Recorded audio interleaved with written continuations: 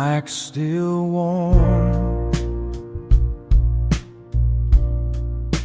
red light low. You laughed on a break, then tried to go.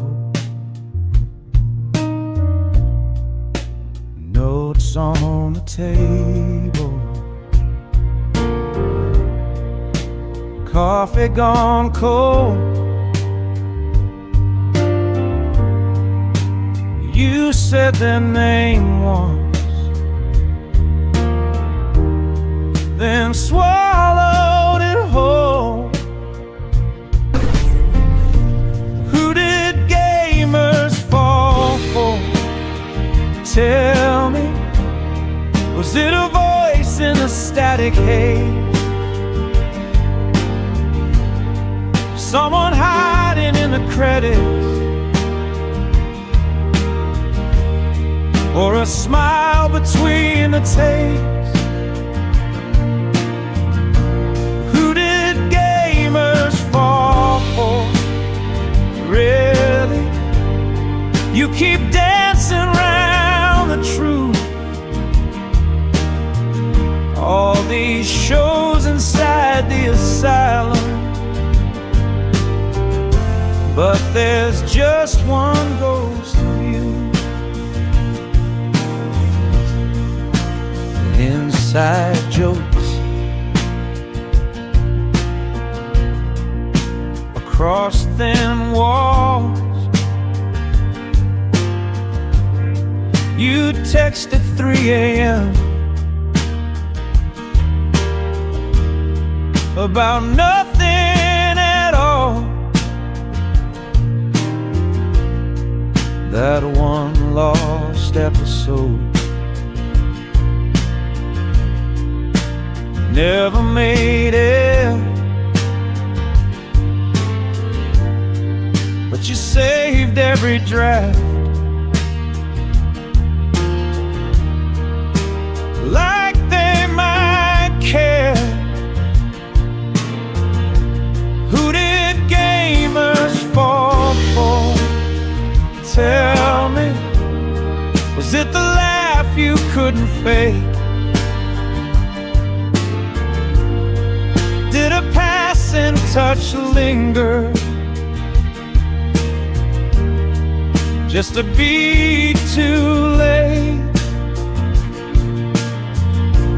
Who did gamers fall for? Really? You're the riddle in this room. So many stories in the asylum, yet your heart steals all the bloom. Maybe it's the partner who stayed through every cut, or maybe it's the stranger who never once hung up, or maybe it's the one you never dare to name, sitting right beside you, hearing everything the same. Who did gamers fall for? Tell me, was it the friend you almost lost, or the silhouette in glass on a midnight broadcast? Who did gamers fall for? Really? I think I always knew. Every question in the asylum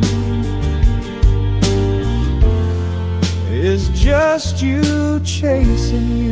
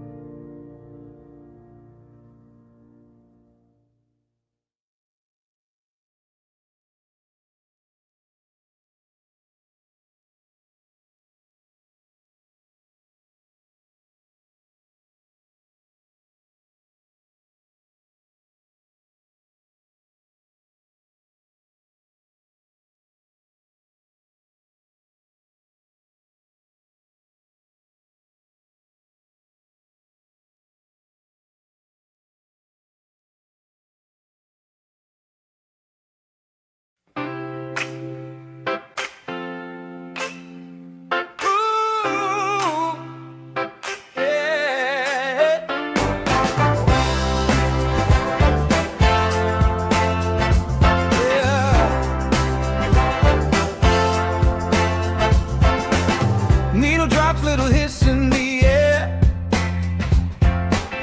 Jen's laughing about a corded phone on the chair. Polaroid spread on the old wood desk, talking about the way old days never really left. Bell-bottom dreams on a tiny screen. She's spinning those stories, keeping them clean, from vinyl nights to the VCR glow. How yesterday's rhythm got into our bones. Past in progress, she turns it on. Every little memory keeps rolling along, from black and white pictures to a bright new dawn. Past in progress, that future's built on old songs. Past in progress, that future's built on old songs. Oh yeah. Jen's got tapes in a worn out case,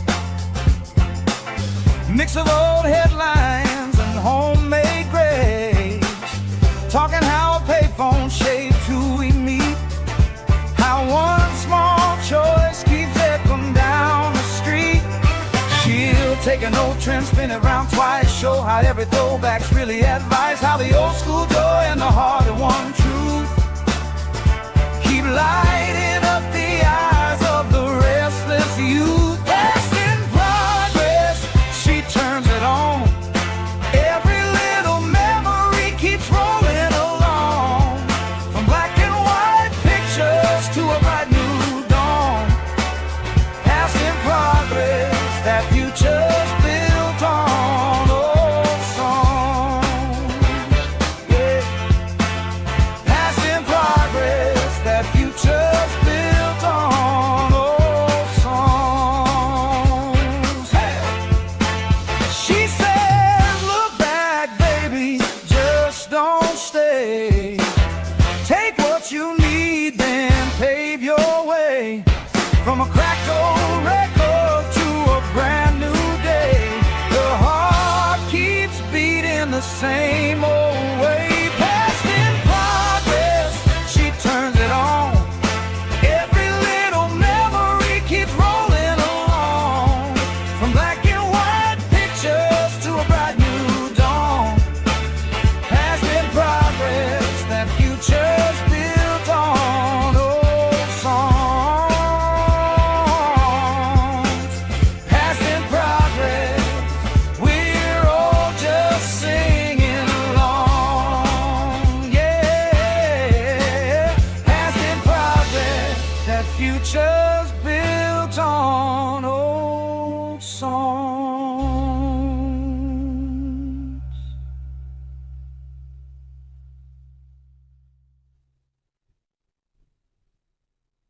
Have you ever noticed how the world didn't really change at once? It's just quietly replacing things. Family dinners became group chats.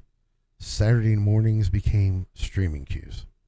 Neighbors became usernames. Tonight, we're going back, not to stay there, but to understand how the past is still in progress. Welcome, everyone. I'm Gamers, Havoc, Jason, whatever you want to call me. And we are doing Past in Progress today. Tonight we have a special roundtable where we're going to discuss how things have changed from our childhood to now, just getting older. And we've got some different age groups, some different people, some different perspectives to throw in and give their opinion on things. So we'll move to this. Here we go. We'll let you all of them. Today we've got Caesar. Say hi. What's up, everybody? Thank you for joining us. We've got Don. Hey everybody, good to see y'all again. We've got fucking Goose.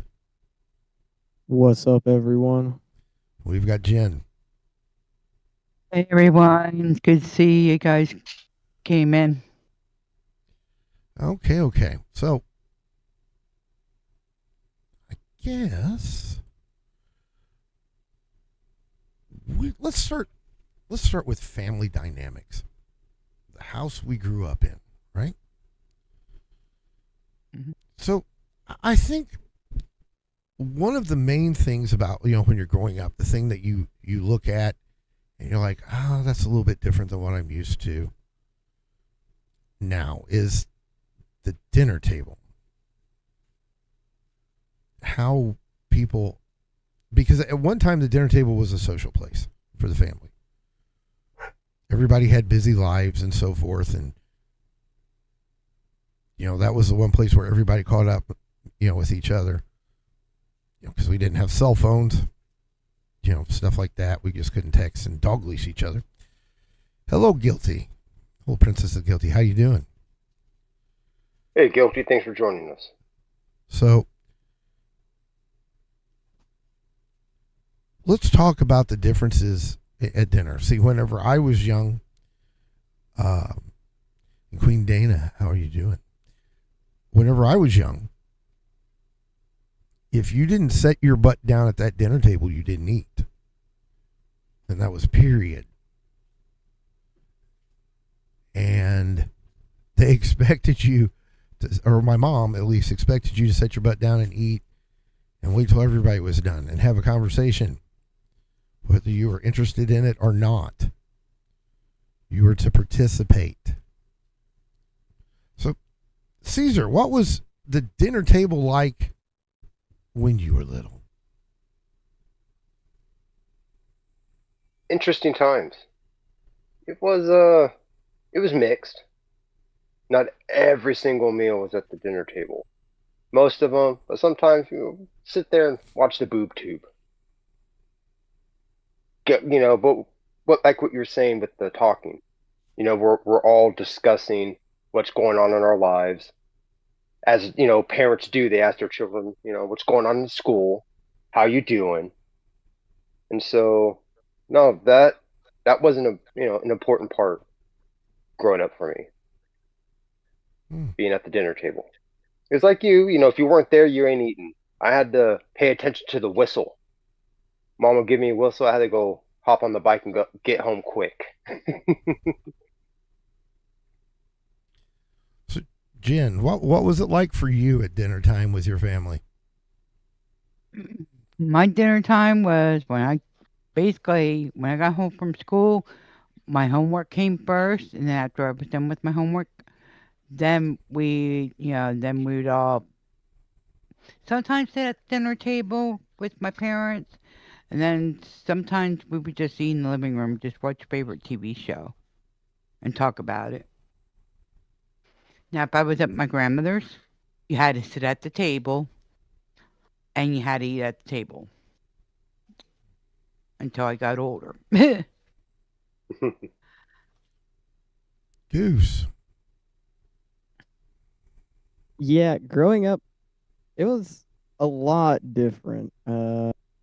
We didn't up until I was pretty much 10. We always used to eat there, but then as I got older, I mean, we barely even sit down for holiday meals together. We kind of just, you got your own stuff to do, I got my own stuff to do.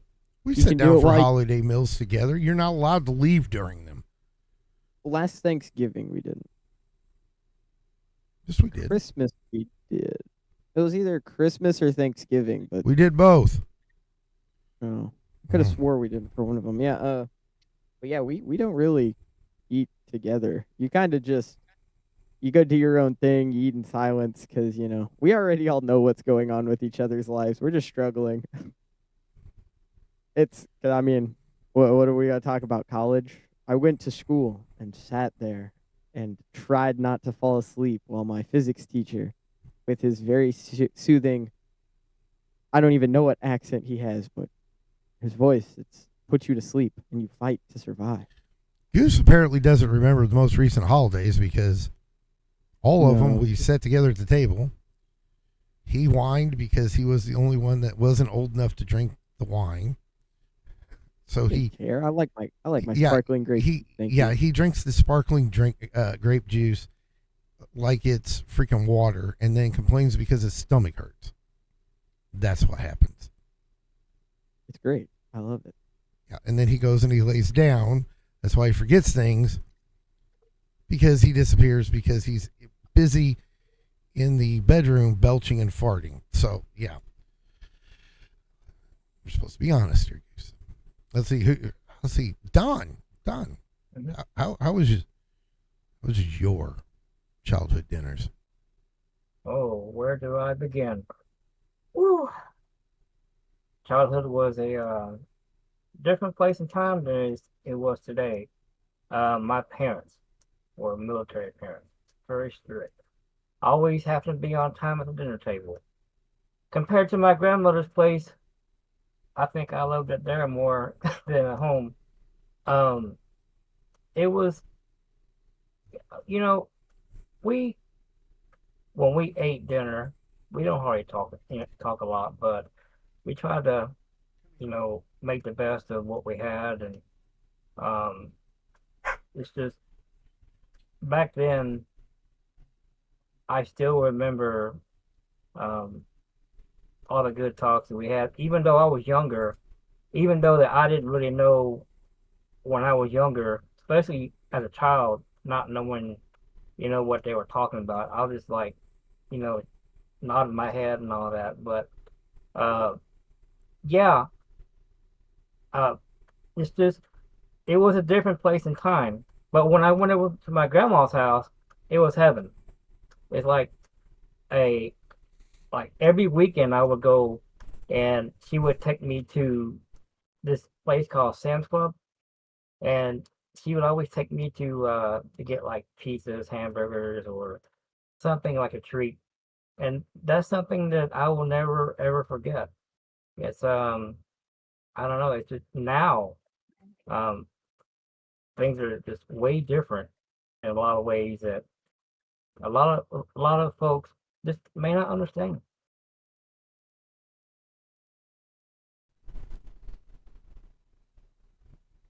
I'm trying to fix some audio issues on my end. Sorry about that. Um, That's okay. so another thing, okay, that's going to be some major differences that are like the home dynamic is the differences in discipline. I can remember when I was young, the thing I hated the most was the go get your own stick. Because you didn't want to get a big one because they were going to break that over your ass, right? But if you got one of the thin ones, like whoosh, snap those fuckers on you, right? There were such things as my mother in church would say, we're going to the bathroom to have a party. That meant I was going to get my ass beat off. Most likely by a brush, right? And my father's belt was for far more than holding his pants up. All of those things today would now land you in jail. So let's talk about, the discipline. From the busted ass to the timeouts. Goose, you can start it since you got the most recent ones. I'd love to hear your stories. Crazy thing is, growing up, for how much of a dumbass I am, I hardly got myself in enough trouble to like get punished. In reality, I'm a good kid. I've never had a referral. I got detention once for bullshit. They said that I was disrupting the class because I was making a PowerPoint presentation in the back while someone was presenting, and there was like 8 other people doing it, but I'm the only one that got called out for it for some reason. Yeah, I mean, I'm hardly even tardy, to say the least. I never really get in trouble. I just grew up, avoiding punishment. I never understood the point of doing something that got you in trouble. If I did get in trouble, I mean, it was kind of like a prison sentence. You did your time, and if you were good during your time, you got it back sooner. But like I said, I never really lost much because what was I doing to lose it? Boy, your memory of things are far different than mine. Hello, Biggie. One thing that I ever did that was like crazy wrong. I never even argued. I just kind of did what I was told. Mm-hmm. We Yeah, argue now, but your guys' punishment was kind of like prison sentences. You got a sentence, and then you could earn good time. yeah. But it's like I said, I never really did enough to get in trouble or You like got in lose trouble. anything for Here's the thing. drastically large periods of time. Here's the thing that I did that was different than a lot of other parents did. I would, if they did anything together, they got punished together, even if the other wasn't involved, because the other one should have stopped the one that messed up. Now, a lot of people will say, well, that's a horrible way to handle discipline. A, they never got disciplined very heavily. Go to your room where the Xbox and the TV and all the movies and shit are, right? You know, it's not that much punishment. But here's the thing. Everybody will talk today about how my kids are so close. They thrived together and they got punished together. Because I can remember when Chloe got in trouble and Bubby was on the bus. And I expected them to sit together. And she got in trouble. And I was like, where were you? Because I was I wasn't there. Yeah, he's like, I was a couple seats away. I didn't see it. Well, you're in trouble for not being there. Because you could have stopped it. Yeah, look, guys, I'm not gonna argue that was the most fair of punishments on my end, but what can I say? No. The least fair thing. Hold on, I'm arguing this. The least fair thing I ever got in trouble for. My sister's in high school. I'm in middle school. What am I gonna do? Because she had a little boyfriend that she didn't tell my father about. How was I supposed to know? You knew. You knew because we're gonna have this just turned into Family Feud because I'm going to tell you what it was is he got in trouble with his little girlfriend, okay, and to try to get out of it, he deflected and told me. No, I'm talking about when I was in middle school. I didn't have a girlfriend until I was in high school. Let's clarify this. Hello, Princess Divine. I was way too nervous. I don't get nervous now to talk to women because I have a girlfriend, so I don't need to impress them anymore. But back then, I didn't have a girlfriend. I'm talking when I was in middle school. Okay. Doesn't matter. And you knew. She told you. I didn't know. She told you. I didn't know. No. He swore up and down that I knew. I didn't know. You should have known. I ate it like a champ. But you should have known. Yeah, should have been mind reading. That's right. He was preparing me for the real world. That's right. They expect you to read their minds. Moving on, because he's just... Oh. Don, what was discipline like for you when you were a kid? Well, like I said, my parents were very strict, but they weren't strict to the point to where, you know, they would yell, talk their lungs, but they meant what they said about, you know, doing chores or when I could watch TV or, you know, when they played games. You know, I was a little rambunctious when I was younger. I didn't hardly ever.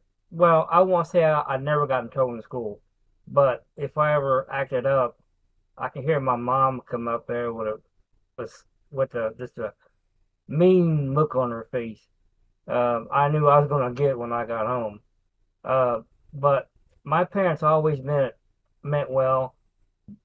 It I it's it's just the way that they took care of me in their own way, and I really think they did a good job. I just didn't like the fact that someone had mentioned about the stick. You know, I remember that whenever they would go The out, whip. she would Yep. go out, and she would go out and get this stick, and I could hear it from the inside. I'm like, oh boy, here I go. I would try to run to my room and try to blockade the door, but that didn't work. she didn't spank me. She just, did this. He goes, "You better not next time." So yeah, I mean, to be honest with you, gamers, my parents were strict but loving. So, you know, even though that I've had my issues back when I was younger, I didn't give them hardly you know, nothing that I didn't deserve. Yeah. So, okay, Don, you mentioned the switches, right? Hmm. Now we went through this, and I'm going to ask Jen. No one was spanked with a freaking hairbrush, one of those plastic hairbrushes that had like the little holes in them. Are Nope. you serious? I got the paddle with the holes in them in school. Well, that's nothing compared to a hairbrush and an angry mother in the middle of church. And the whole "don't you make a fucking noise or it gets worse." Except she didn't say fucking, but you know. Yeah. Oh, if you whimpered, it was going to be harder because you whimpered. My dad was worse. Jeez. Mm. Maybe that's what's wrong with you, Motley Group, is you all didn't have, a hairbrush across your ass. Jen, Hmm. Jen, Jen, tell, your camera just went out. Great. All right, there you go.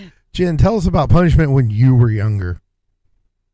See, when I was younger, I remember, well, I know I told this before offline, but when I was 4 years old, I watched One Day at a Time. Julie, the one sister, she got mad at her mom, said, "I'm going to run away." Well, my dad and my mom had a couple of friends over that night, and I got woken up, and I said, "If you don't keep it down, I'm going to run away." And this when I was 4 years old. And surely enough, I got up in the middle, after they were all in bed and everything. I woke up to go to the bathroom, came out, or grabbed a couple of things in my blanket and wrapped it up in my blanket, and out the door I went, walking down 322. Tried to get to my grandmother's house. When my dad came home from work that morning, after the police came back and told my mom was going, my mom grounded me to my room. But when my dad got home, I got the belt. Mm, yeah, that was one of the most terrifying sentences in all of childhood. Wait till your father gets home. Your dad? Yep. Yep. And then when I got a little bit older, then it was stand in the corner or have my things taken away from me. Or if I was at my grandmother's, I had to kneel on rice. Mm. That was painful. Very painful. But I Caesar. mean, other than that, Oh, go ahead. Go ahead. I'm sorry. I mean, it was just, you know, as I got into a teenager, it was just take my things away, my favorite things I wanted to do. Like if I wanted to go to my club dancing thing I used to go to, I would have that taken away for 2 weeks. Mm. You're like me. I'd be like, oh no, don't take away the bowling I love so much. Yeah. Oh. Mm. Caesar, I know you got in a lot of shit as a kid. Yeah. So, you got some interesting stories. I'm going to step away, but I can hear you. Oh yeah. No, for me, all the trouble that I got in as a kid really inspired me to get creative with the storytelling, just to get out of trouble. Like you, Jen. When I stepped into shit, I would get the belt. Mhm. Mima, she'd take my console at the time, and I have to like wait weeks for before I get it back. But it was like a dual assault. I got my ass beat, and then I had my console taken away. So with all that said, it really inspired me to get creative. So when I did do something stupid, I had a nice story, an alibi, so I can avoid all that situation. Don't have to worry about getting my stuff taken away. Don't have to worry about feeling the leather. Mm, Ah, shit hurts. And you try to move, it just hurts more. You know, it ain't no joke. Oh yeah. You know, you're trying to get away. There's just something like, two objects in motion and the other one hits it. It's like it just propels it forward. And that sting hurts. That's why you go propelling forward. But, no, it definitely helped with my storytelling. Like in school, I made sure to keep my trouble seasonal so it wouldn't overwhelm the school district. I tried to do it, right after summer, going, September, October. Winter break, I'll be fine because I'm only there for like 2 weeks. And then towards, the end of the school year, I get in trouble so I can try to get more vacation time. Yeah, I was creative. I was very creative. Well, you did just let out your Yeah. secret and When I was, find your mom there. No, I can't tell this story online. Oh, now you have to. I can't tell. No, I can't. I can't.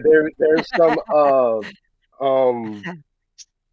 substances involved with a certain teacher that we didn't like. Yeah. Oh. So, in case you didn't know, that I was a is crazy child. Yeah. In case you didn't know, that's Caesar saying he did something extremely illegal that he could probably still be charged with today. Possibly did something very illegal. There's potential, but there's no confession. Yeah. Thinking about that, I mean, though, it's just a rumor, purely speculation. Purely speculation. Caesar, to that point, right? So you know how I said I never got in trouble? It's not I never did anything bad. I was just careful with not getting caught. That was my big thing. Exactly. He thinks. Oh, no. He thinks. When it comes to school. School. I was going to say at home, you didn't give a shit. This story lies my senior year. So down by the welding room that I took first semester, right? They had the boiler room. Now, there's a bunch of storage rooms and stuff like that around it, but it also had like the HVAC system. So that sucked in the air to spread it around the school. Now, if you know people, and I knew the janitor, they didn't really care if you went in there, and I used to go in there to eat sometimes because, I don't know. He's antisocial. Heavy machinery is cool. He's afraid a girl would talk to him, so it's better to hide. Yeah. So but the janitor couldn't say that I was going in there because he would have been in shit, right? And so would have my welding teacher that also knew I was sitting in there. So when liquid ass accidentally got sprayed into the HVAC and spread around the school, it wasn't my fault because they can't tell them they're letting me sit in an authorized personnel only room. Yeah, that was my senior prank. I ended high school walking away perfectly fine from that one, except I didn't think about the fact that I also had to be at school all day, where liquid ass was just sprayed and it cycled through. So it just smelled like someone shit themselves anywhere you went in school, and yeah, it was a bad time. I kind of feel bad for doing that to the freshmen for my senior prank. No, he doesn't. No, he doesn't. No regret.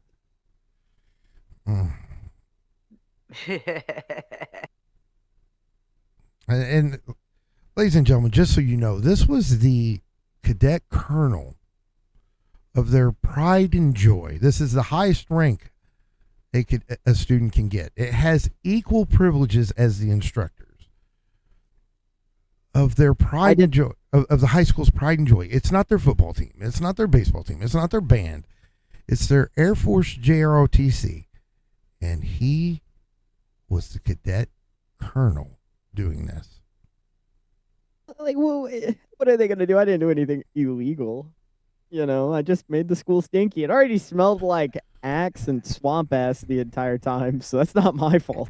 Yeah, I wonder why it is that, whenever I was, well, let's talk about that. That's a good one. Let's talk about school smells. Okay? Oh, God. Yeah, 'cause whenever I was in, we'll do high school, right? When I was, because that's when you worried about it. When I was in high school, everything smelled like CK1. because like every guy and girl wore it since it was a unisex cologne, and like they doused themselves with it. I, being unique, because especially when I was 16, there was a unisex cologne that smelled like CK1, ironically, and we sold it at Camelot Music for some reason. We had this cologne on the counter, but one of the secret ingredients was it was called Live. The secret ingredient in it was Anna Nicole Smith's underboob sweat. You all got quiet, like I'm weird. Oh, act like you wouldn't douse yourself with her underboob sweat. That's, and it actually smelled good, but it smelled like CK1. So the hallways, when you walk down the hallways of my school, smelled like, a couple of CK1 bombs exploded. I wish the locker room smelled like that, because they certainly didn't. I spent enough time in sports that I was in the locker rooms all the time. God, it was a dungeon. We didn't have locker rooms. It was like in 2 basements down, next to the indoor pool and stuff like that. It was awful. Mm-hmm. Now I know Goose is going to tell you it smelled like ass cheeks and Axe, because that's his generation. I pretty much solved that one, didn't I? Yeah, they it was body odor, right? And then Axe chocolate, the worst smelling of the Axe, by the way. I never understood why anybody ever used that, or black. The Axe black. It was only those two. It's like nobody else knew any other cologne existed, okay? No, you did. I wouldn't let him wear his stuff. And it's like they didn't wash their ass so that they could use that, like clean yourself. You use it. You use it to. Now it's the teenager equivalent of a shower. It's just spray Axe or body spray on it. Now it's gotten a little bit better because, they've started going to Bath and Body Works. Or is that just for college kids? What's the college smell like? It generally doesn't it doesn't smell like ass anymore. It's just a weird mix of like people still overdoing colognes and perfumes. You pass by 1 or 2 people that smell nice throughout the day, and then the rest is like, I'm not gonna lie. If Angel's watching, she'll know. She does like 17 squirts of body spray, and it's literally this. And now I love her to death, but being in a car with her, if you light a lighter in there, that car's exploding. It just goes up in flames. I mean, it's so much. And she smells good when she steps out, but there's that moment where it's like you're dying of fume inhalation. Yeah, it's like you can tell Cohen's on her way about a minute before she steps in because you smell her perfume. Mm-hmm. It's strong. Yeah, it just like announces itself. It's like, Cohen's coming. Mm-hmm. It doesn't smell bad, and I know it doesn't smell bad because I was the one that got her on it. It's Ladies Cool Water. She's also been like dousing herself in this vanilla, like fine vanilla, I think it's called. I don't know. Don't quote me on that. And when you're in the car with that, you just smell the alcohol. Like when it's in the initial on, it just smells like the alcohol they put in it. It is so potent. Yeah, but Sad Panda, she'll my little fingers like it's like a Marine machine gunner. Yeah. So, Jen, what did your high school smell like? Rotten eggs because of the water fountains. You go try to get near that water fountain. Oh my God, it smelled. And then down in the locker room. Oh, you aren't from Detroit, are you? No. Okay. I was from Pennsylvania. Just wondering. Never know. So it's just rotten eggs. So no, it's like everybody died of dehydration or brought their own water. Yep. Nobody would touch the water fountains. See now, if Then I school started, go ahead, go ahead. I'm sorry. and then school started getting smart. If you told them you couldn't drink the water out of the fountain, with the getting you sick and stuff, they found out with me. I can't drink tap water at all. I get sicker than a dog. So they started getting spring water, and all you gotta do is go down to the office and say, "Hey, I can't do the water fountains because they're stinking." And they remembered the last time I had it, and they said, "Here, right away, here." But perfume or like I used Axel bubble gum for for the body deodorant for on the Mm. arms and that. And then if I didn't have that, I had cotton candy perfume. Those are my two things I always, and to this day, I still do it. Or Don, something lavender. Don, what did your high school smell like? Uncertainty and regret. Um, the He's been sitting there waiting for that one. Smells like a Yeah, yeah. GED's inbound. Oh my goodness. When I moved out here in '93, this school I went to, this high school, smelled like an old courthouse and old library books. I mean it Mm. I mean it's just like you're thrown back in time. It I asked myself, are you in high school or in the 50s? And but uh it just didn't feel like uh that modern time. So now, if we're going to talk about what I would wear to mask the stench and the old country smell of the school, I would wear Stetson or prefer stop because I would I look I I was in the mindset that I wanted to be a cowboy then. Okay, I want to be cool, and of course, having that kind of that certain scent, you know, it was nice to have the ladies, attract me, but you know, that kind of distract from all the smells that went around the school. Now, the only thing that was great that about the high school I went to was the computer lab, where the electronics, or the cafeteria. That was the only time I was glad to be around something that smelled nice. And Jen, yes, there were times that there are water fountains in my school that smelled really bad, but that place looked like Andy Griffin's police station, kind of. So yeah, I mean, I don't miss that era. Don's walking.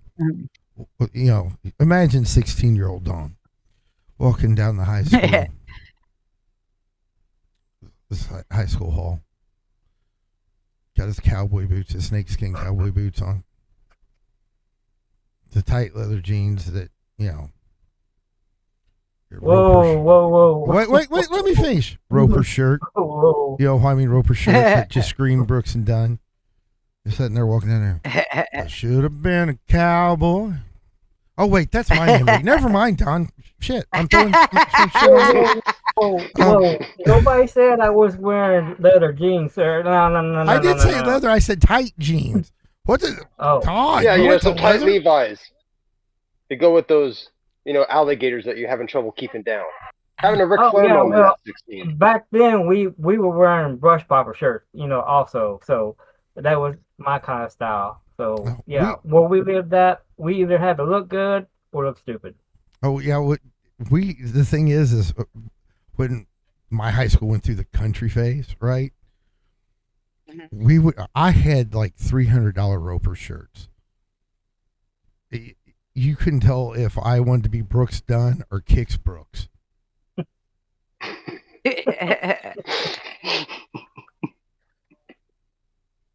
And if you know who I'm talking about, you can tell I wore some pretty wild shirts. Oh yeah. For some reason, go ahead. I'm sorry. No, you try to paint me a picture of your past. What you liked back then. No, I just did. I described myself. I wore. I was kind of a preppy. I wore like nice button-up shirts, stuff like that. Khakis, jeans that fit well. You know, I was not when I went in high school. The tight roll thing was popular. I thought that was dumb. I didn't do that. Always had Nike Airs or I had snakeskin cowboy boots. Shut up, you little goofball. Yeah, guys, he's trying to say he looked like a nerd.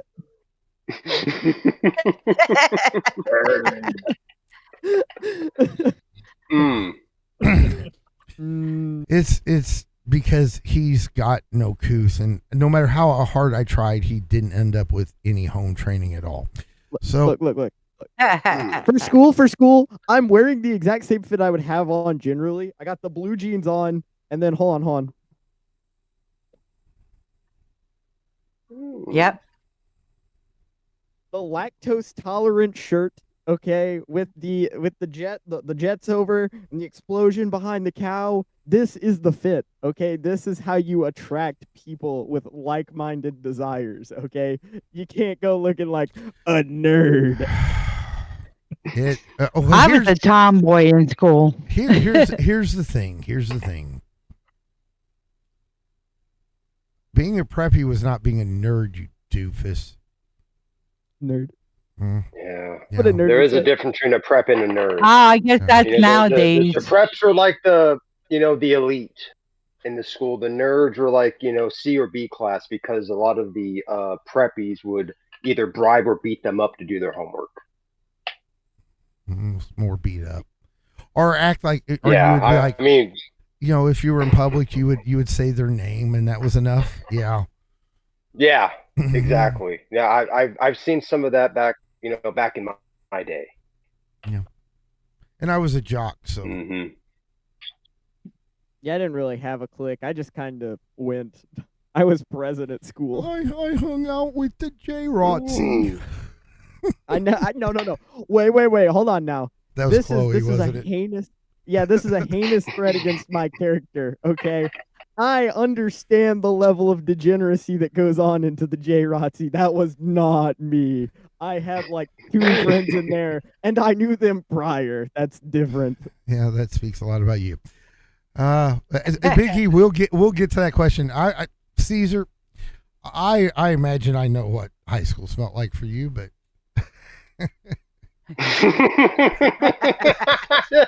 yeah, we're on the same page of paragraph for that one. Yeah, I got some unique odors and experience from the high school because the one that I went to was like smack dab in the middle of a bunch of produce fields. So there'd be times where it just fucking stink of manure, and they had to lay that shit out over the fields.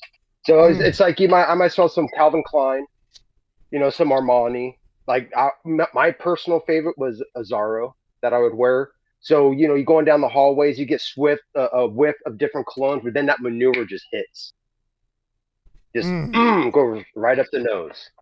So that like there was days where it sucked, and I noticed where there were seabirds, the seagulls. I mean, they're come in, they're all go to one spot when the bell rings for a change of period or for break. And so that can have a pretty unique odor as well. There was some weird smells when I was going there, but the Azzaro was to cover up my fine cannabis odor. Because back then, they just wouldn't allow that. They weren't free thinkers. So yeah, I had to. That's why I wore it. Well, see, here's the thing. Mask. Here's the thing. My high school was sponsored by, and its biggest thing in the football, we were named the Shells because the Shell refinery was about like a quarter of a mile down. And the thing is if you spent 5 minutes in town, you didn't smell it anymore. But God, would it knock you over whenever you first drove in? Yeah. I can Reminds me of a imagine that. place, you know, when I go see my, my grandparents. We Mm-hmm. go through cattle country, and Yeah. the smell's there. Oh man, it's cornucopia of stink. Yep. Yep. Levels that you wouldn't believe. Yeah. You know that it's a refinery town whenever like the football teams are named the Shells and the Oilers. You know, it's you know. Yep. So did I get everybody about the high school smells? I Okay. believe so. I think I was the last. Yeah, I was the last one. Yeah. I remember. Yeah. So If you were wondering what kind of cologne I wore, once again, Goose will confirm this. I am a cologne connoisseur. It's like me with a good Philly cheesesteak. I hunt for the perfect one. So I know how long a cologne's going to last, how long it's going to linger. There are clones for different seasons. There are clones for the evening, for the afternoon, for the morning. There's different, that's why you pick different strengths. That's why not everything's super strong, because it's just meant to linger around you for a few hours. And if you're close, right? I did not smell like CK1 or Live. I just put Live on at work because it was there. Do you all remember just the natural, cool scent of Polo? I love the smell of Polo. That's what you swear. Yeah, that was another throwback for me. Yep. I remember that smell. And there was one other perfume. There was one other cologne I used to wear, and it came out right around my senior year. It was called Realm. Some of you that name's going to take to. It was the first cologne ever infused with hormones. Now, I had a lot of young ladies tell me I smelled, right? But it really turned on my mom's pug. That's how you go there. He had to get his And freak Well, on. at least we know it turned something on. Just the wrong something. Male pugs. My mother would. Okay, Billy had a hump toy, so he didn't like get out of whatever, and she would spray the cologne on its stomach. I don't And he even took talk it about it. down. He Huh? took it to down. Yeah. Okay. Queen Dana was threatening me with we're going to have a PIP show called The Stories with Gamers after last night. We don't want that. You don't want to hear about my past. Will there be a reenactment of some of your most notable moments of your past? I don't think I could do it without breaking my hips anymore. Maybe we can find a younger, like how they do in Hollywood. Just find. We could just have somebody to Goose fill do that it. role. We could just have Goose do it. There we go. I am not getting into the shit you got into. I'm Yeah. smart enough to avoid those mistakes. I'm smart enough to avoid them. I've learned. Just throw me out there like that, you shithead. Oh, Lord. Okay. Now, Biggie asked a good question, right? Okay. He said, how was the school lunches back when you guys were in high school? Dude. I'll start with this one because I'll top you all. We had an open campus. I don't fucking know. I went to Taco Bell and like Dairy Queen. We had a stuff. Taco Bell at mine.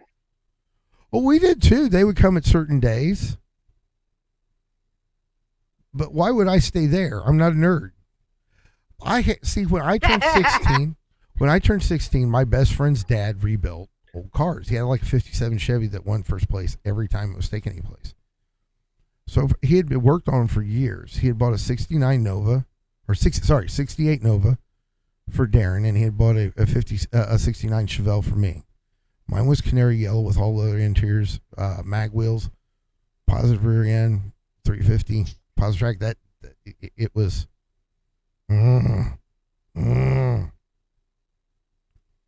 Why in the fuck do you think I'm sitting in that cafeteria when I could go get in that car, Mm-hmm. at the same time as other schools?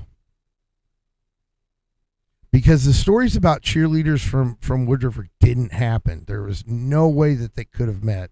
For those that were in, see, this is why I'm going to take a second. If you're not in the Discord, you need to be, because then you hear crazy stories like that, like the shit I was telling last night, right? Oh, Right? yeah, bro. I must have missed all that after I Yeah. went to bed. The We were links. hanging out in public VC, just shooting the shit. Oh man, the Mhm. thing. Oh, bro. But ladies and gentlemen, you join the Discord, you can fucking just pop in and hear that shit. Ain't that right, bro? Yeah, I have get blackmail material on me real quick.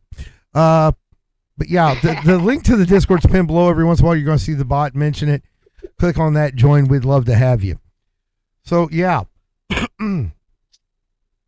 I didn't eat there. If I did, which was a rare occasion, we had like 2 lunch lines, 2 hot meals, and then we had like the salad bar, and you could get like cheeseburgers and fries, or you could get like these little pizzas that they sell with Swan, right? That sucked, because let's face it, high school pizza sucked.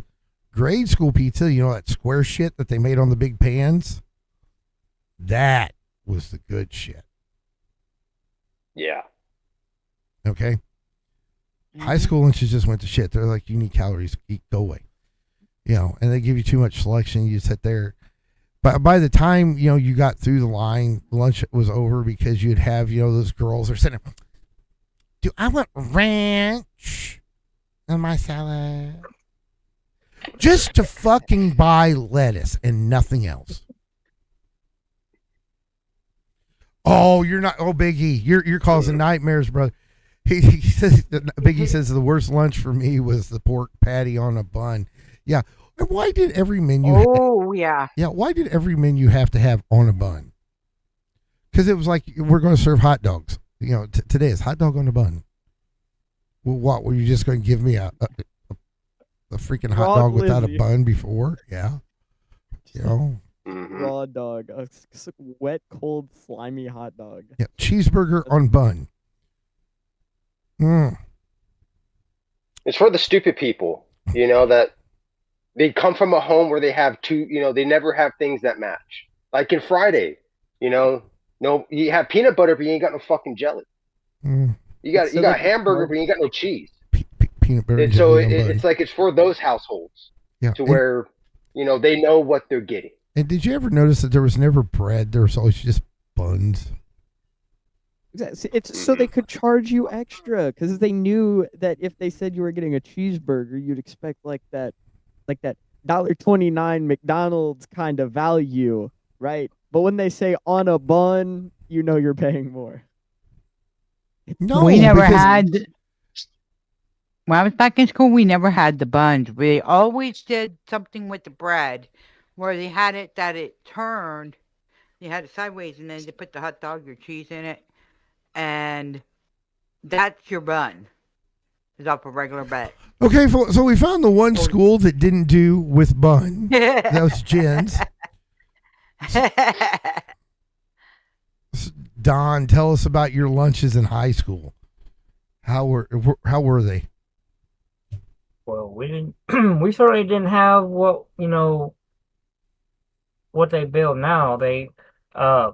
What the new high school they built. I've learned they had a massive food court with everything from hamburgers, pizza, Mexican food, Italian food. We didn't have that in my high school.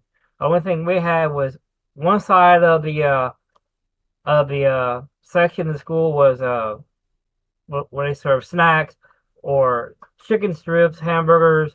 The small stuff. The other side, the where you had to, alternate. yeah, and the other side of the high school, you had to walk like 5 minutes. They had just a regular cafeteria. The food sucked, especially Monday, Tuesday, and Thursday. Wednesday and Friday, no, Wednesday we would have pizza. or something special. Uh, Fridays we had like hamburgers, but let me tell you something.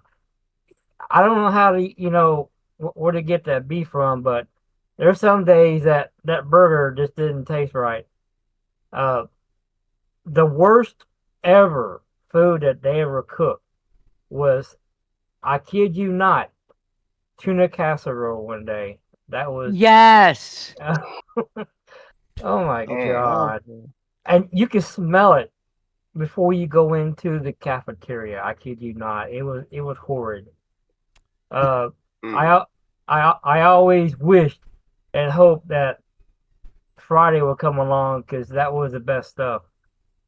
But if I didn't care for the cafeteria food, I would actually go to the what I call the good place where they had all the hot stuff, the good stuff that I couldn't really afford. But man, I'm glad I don't have to live through that again.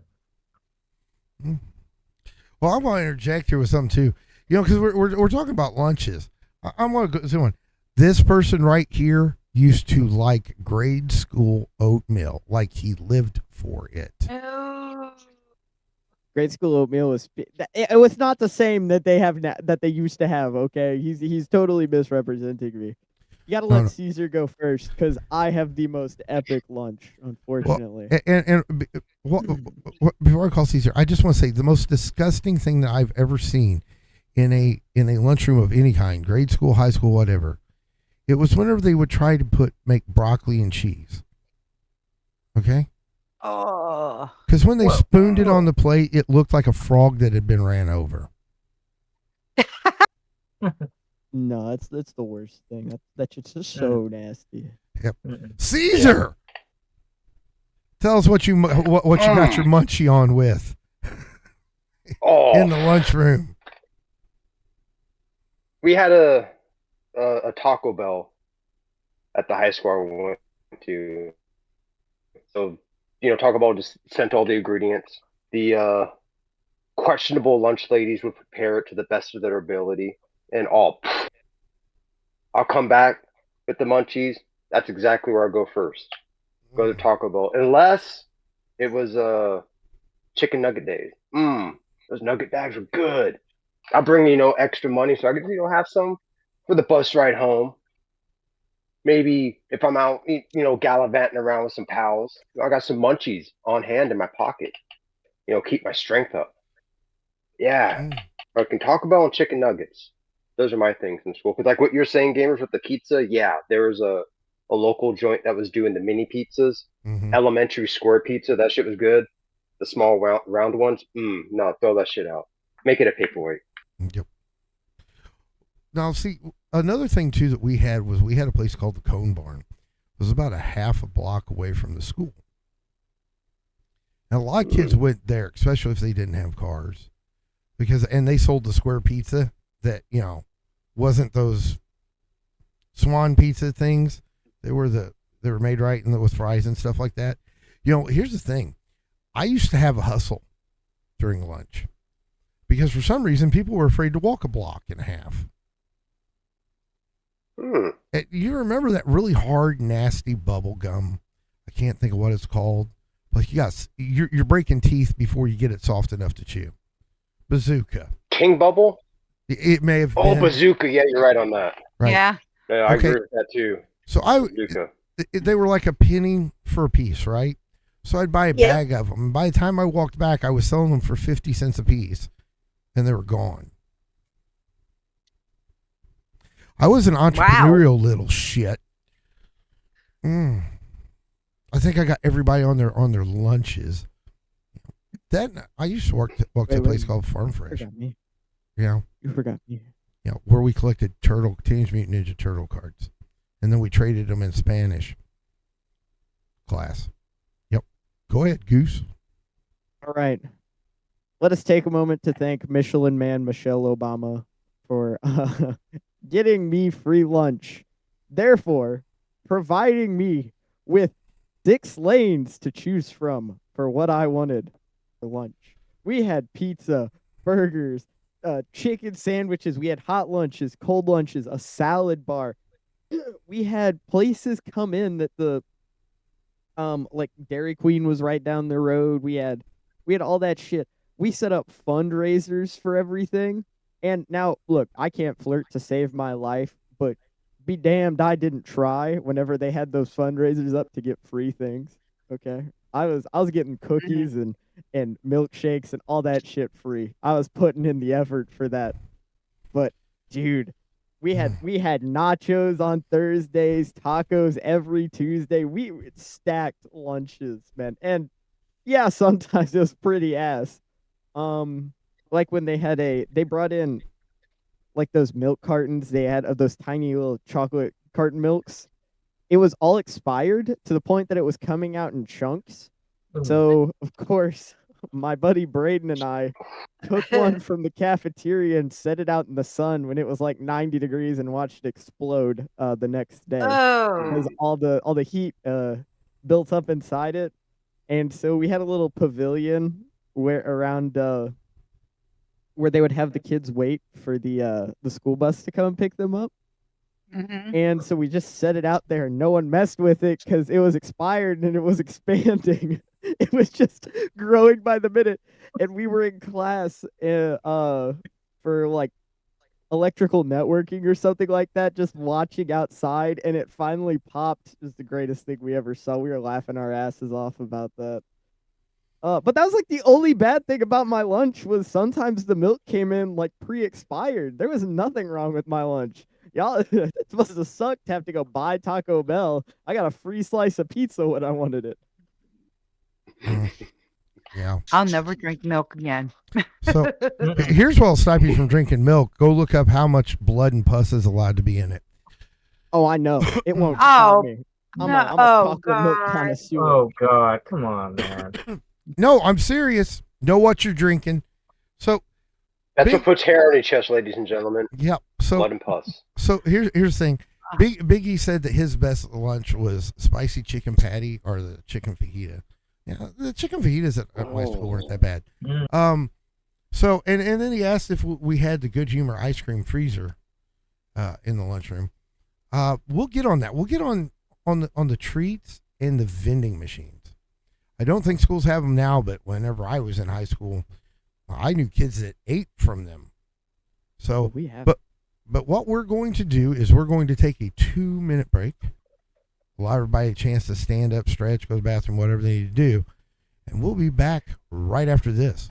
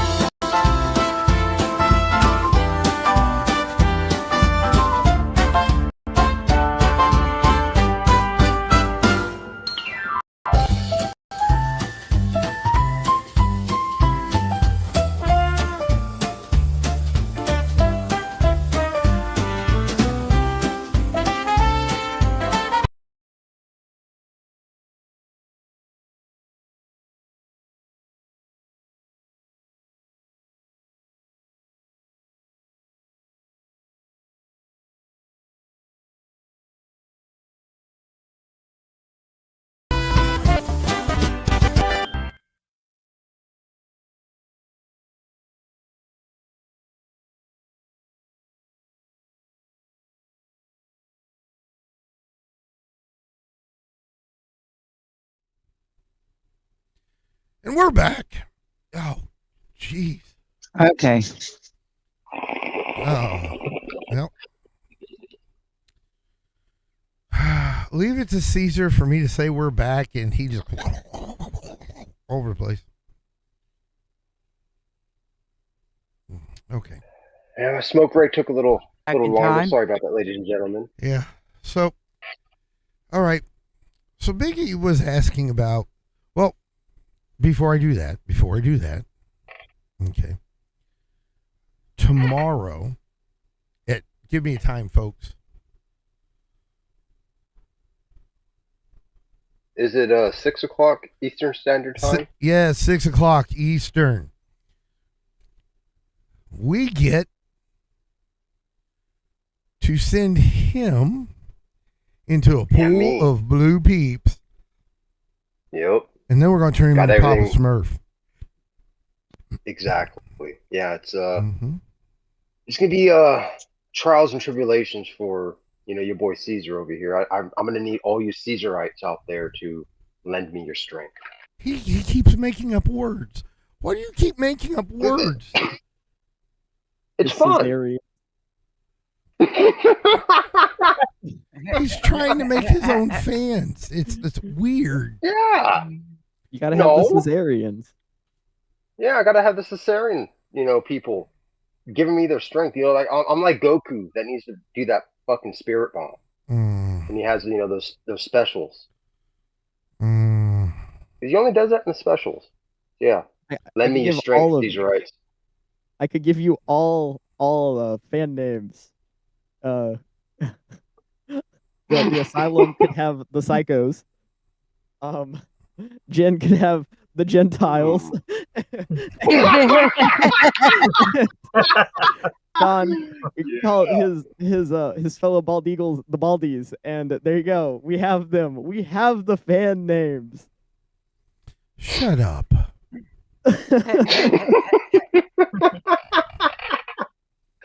Mm. This is why I don't invite him places, and you can't take him out in public or anything like that. I'm not Don, I'm joking. gonna look for better eagle names for your people. You- Oh, I accidentally just turned the reverb up. I just turned names. Hold on. Look at some eagles. just stop. So anyway, Well, my name. jeez, he just keeps going. He's you can tell he cracked concrete with his He's head like at one point when he was little. A free-flowing river of knowledge. It just pours Don, right out of Don, Goose. I'll get you something better than the Baldies, I Not- promise. See, here's the thing. That knowledge Oh my god. knowledge is a strange way to say bullshit. He's I know. I amaze even myself sometimes. Thank yeah. you. Okay. So vending machines, and in particular like the Good Humor ice cream freezer, we didn't yes, we did have one of those because it had the orange pop things in it. Son, you know where you're going after the show. You know what I want. Okay. Yeah. Ah. Voluntold. Love The that term. orange, the orange. I'm just gonna say this: the orange like freezer pop like things, like the dreamsicle ones, are good Yeah. to an extent, and it's like halfway through, and then you're kind of like, yeah, I'm done with this. That's always Shut how your it's been mouth. for me. Shut your mouth.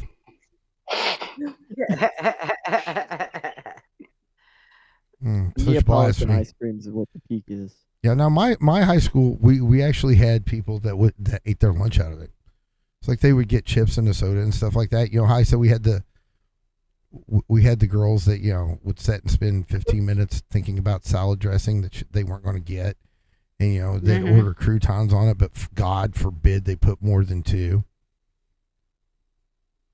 Gotta watch the carbs. Right? So, I mean, if you're going, here's the truth, okay?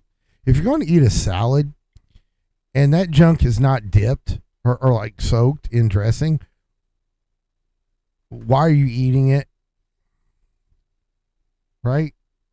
Right? You're all going to go in on me with this. Fine. Mm-hmm. You know what? You're all fired. Moving on.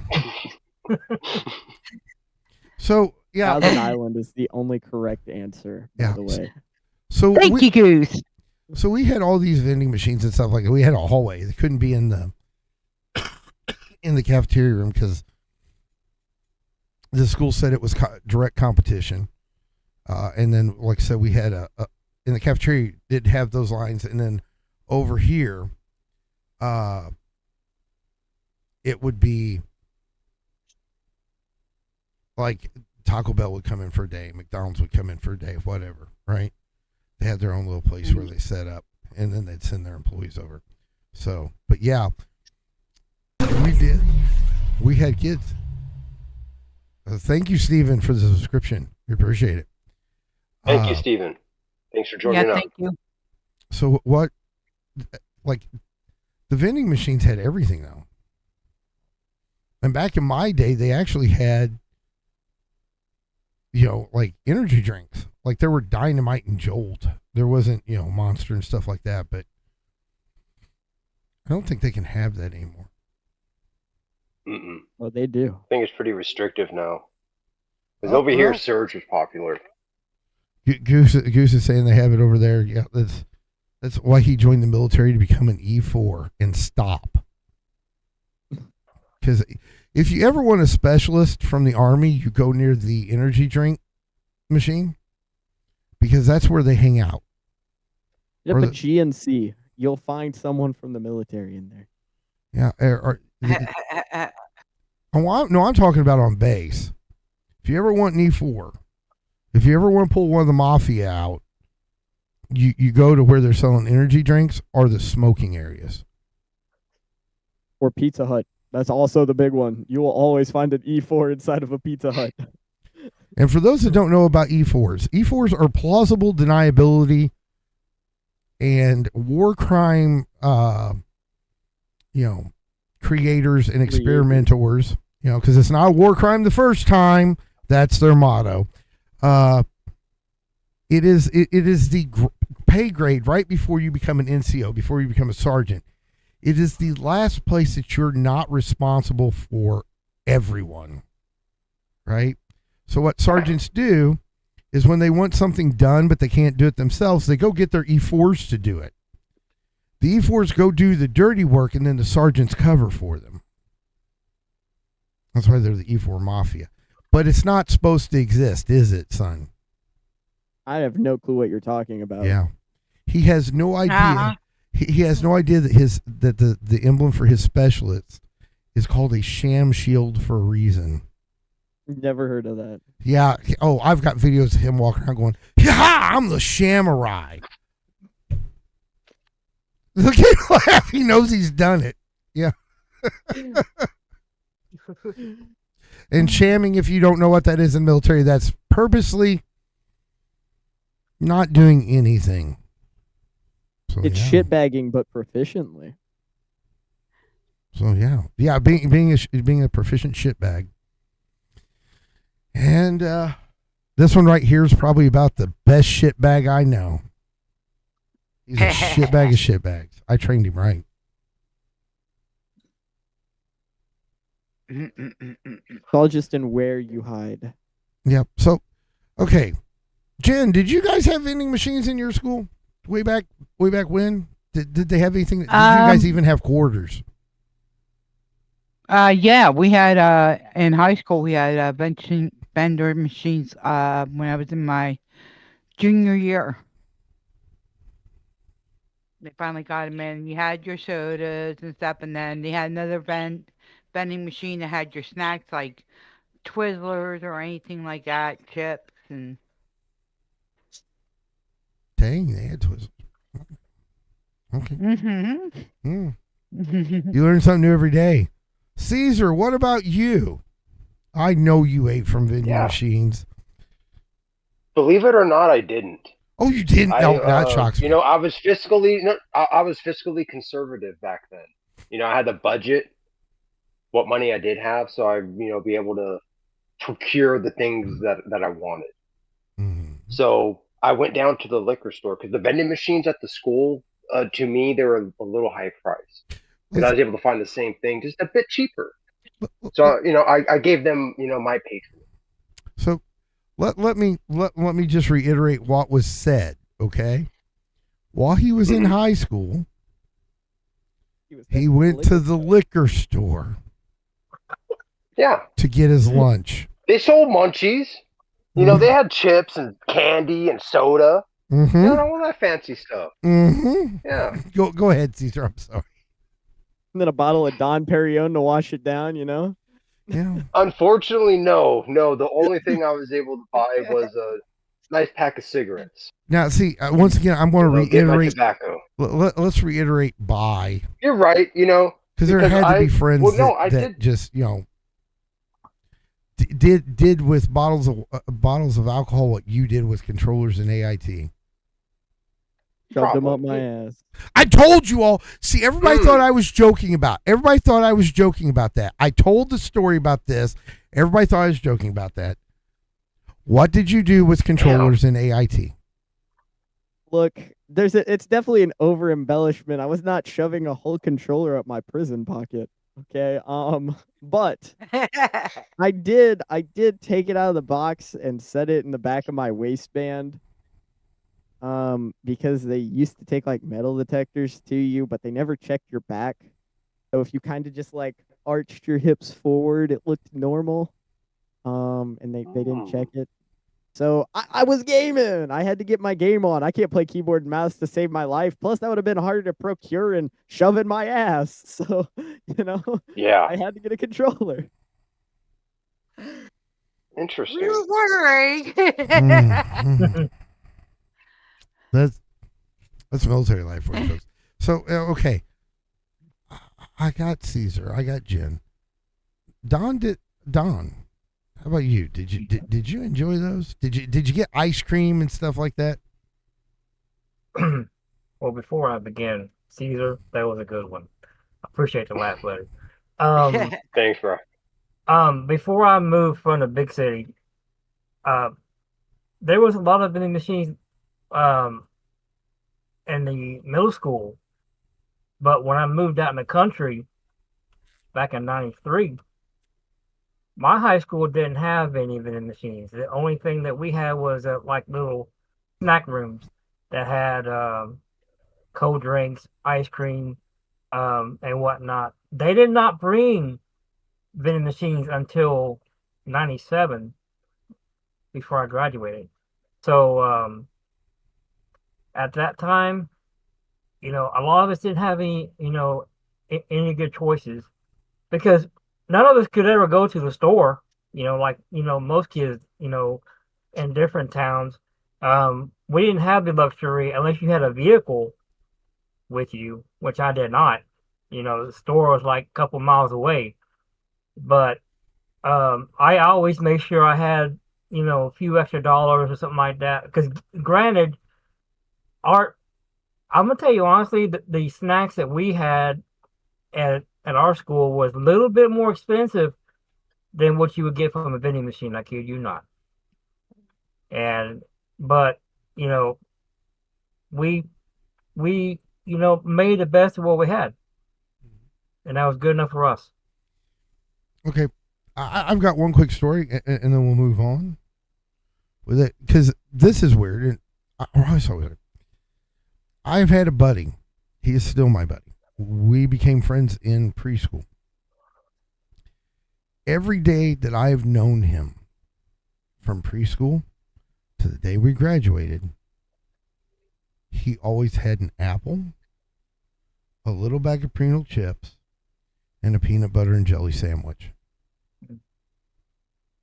Oh. To this day, when he goes to work, he carries a lunchbox. And I mean, he had it every day. There was never a day he bought lunch. He brought that brown bag every day.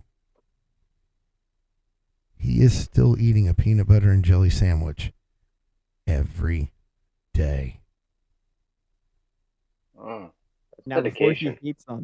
before he hates on this, I had a buddy that did the same thing. Peanut butter and jelly, clearly an icon to any generation. Cool Ranch Doritos, a pack of Nutter Butters, and apple slices. That's the only thing I ever watched this man eat. Like, I called him, video called him, and he was eating dinner. and that's what he was eating. Like Was this he could have been Nolan? eating. No, this is my buddy Xavier, who Oh, oh, that's he right. clearly he clearly had something going on, right? He was the valedictorian with like a 4.9 GPA. He was walking away as Damn. he was doing something good. And I must have missed the memo on that being like the intelligence booster because damn, he every day. Mm. And then like on Tuesdays and Fridays, because along with our vending machines, we also had a school store that sold. See, the vending machines can't have energy drinks except for apparently Kickstarts, the Mountain Dew ones. But that didn't stop the school from selling them to us. So he'd get it was like a C4 and a cookie from the school stores every Tuesday and Friday, and he had it unlocked. That was the only times he got it. Like strict schedule for him. He's also like the dumbest person I know, but the smartest at the same time. He's smart on paper. Oh no, Yeah. he's smart with other things too. It's just he does dumb shit, like befriending my son there. Okay, let's talk about. Here's one. Grandparents in the home. Did you have your grandparents in your home? Now, I the thing is I might as well have been because I was a grandma's boy. Let the weekend or summer hit, I was gone. You weren't, I was at grandma's because I knew where I was going to get spoiled. I knew where I reigned, and it was there. That and I loved my grandmother. So I would, with me, I would say grandma was at home because I considered her house more home than mine. It was, did my parents live with? No. But yeah, here's the thing. Back in the day, it seems like it was commonplace for grandparents to be at home, and now it's like shunned upon. So, or it seems to be, at least. So, let's see who would not start with. Caesar, you're up first. Hmm. Yeah, I was very adjacent to my grandpa, so I was practically there all the time, bouncing back and forth. And so, it there's something special about that, having all that family super close, able to. There's a similarity between us because it's like same thing. You go over there, even though it was so close. Same thing. It's just like feel like whatever I can do whatever I want. Hmm. Like That's grandma, no problems. the great thing about grandparents. Just do what you want, honey. As long as you're Mhm. happy, Yeah. I'm happy. You see, he's grinning. He knows. Yep. He knows. He knows. Don, Hmm. did your grandparents stay with you a little bit? No, it was more like I stay with my grandparents, especially when my dad would excuse me, would bring me to her house after school. It was always a special place, even though he would always tell me, well, I want you to take care of your grandmother. This was back when I was like 8 or 9, you know. Taking care of your grandmother wasn't something that I knew about. But I love being with her. Okay. She she she spoiled me like rotten, okay.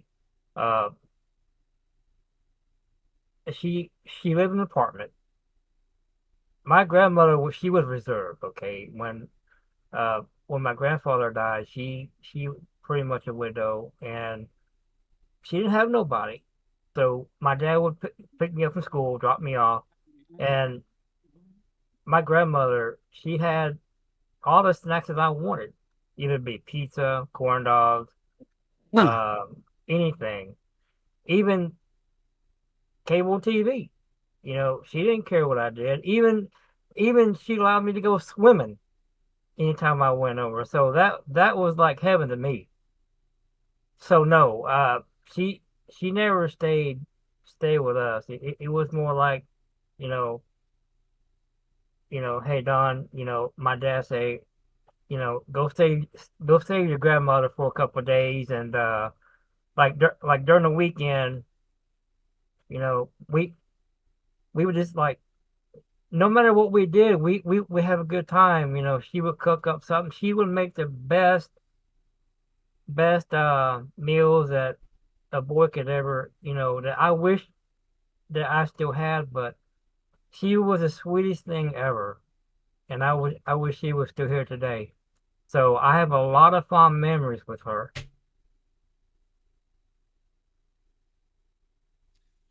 Jen, did Granny and Gramps stay with Um, you? Help raise you any? my grandparents, my parents and I ended up having to live with them for a little while because someone tried to set our trailer on fire when I was little. Um, but yeah, I'd be there a lot, and so if when once we moved and stuff, it's like I said, we had a couple. I had a hamster and a parakeet, and what I used to do is if I knew I was going up to my grandma's and I knew my mom and dad, because if they went away or something, I'd be like, Grandma, can we take the two animals with us? And she would let me. She wasn't a big animal fan, but she would let me. Hell, she used to let me have my dog Zero up there, and stuff. And I mean, I was the baby out of the family. I was the baby because a lot of my a lot of my family, my older cousins and stuff, used to get jealous because I had cerebral palsy and I had broken my collarbone when I was little. So I got basically anything I wanted if I, asked. So, Hmm. but Well, yeah, I mean, stuff like that. And then it came to where I stayed over at my grandparents every weekend.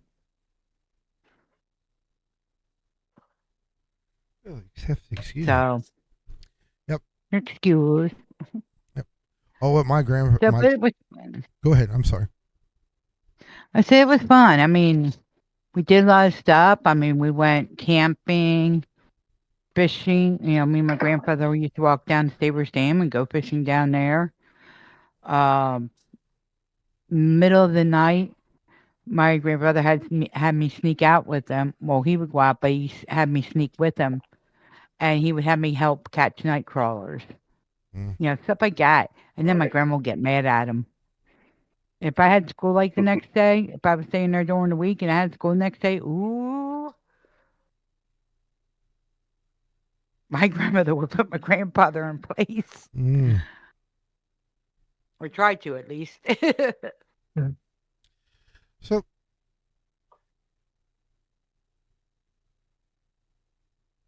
But let's kind of do the circle around to the punishment thing, right?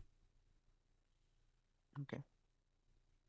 With the way punishment and discipline have worked, do you think that kids today have lost structure or gained any freedom? Let's see. Don, what do you think? Hmm, that's a tough question because um, there's not a lot of discipline in the school these days. Um, a lot of a lot of I think a lot of parents don't discipline their kids the way our parents disciplined us when we were little. So basically, it's just um, kids are running rampant, and thing if if the way kids, if my parents ever knew the way I acted, the way the kids do now, hmm, I'll be in grounded for weeks. So I think there needs to be a new way of to discipline them. Now, let me just say, and I don't want nobody to get mad at me, but um, I think paddling is a little much. You know, I just I I don't know. I don't have much to say on it. It's just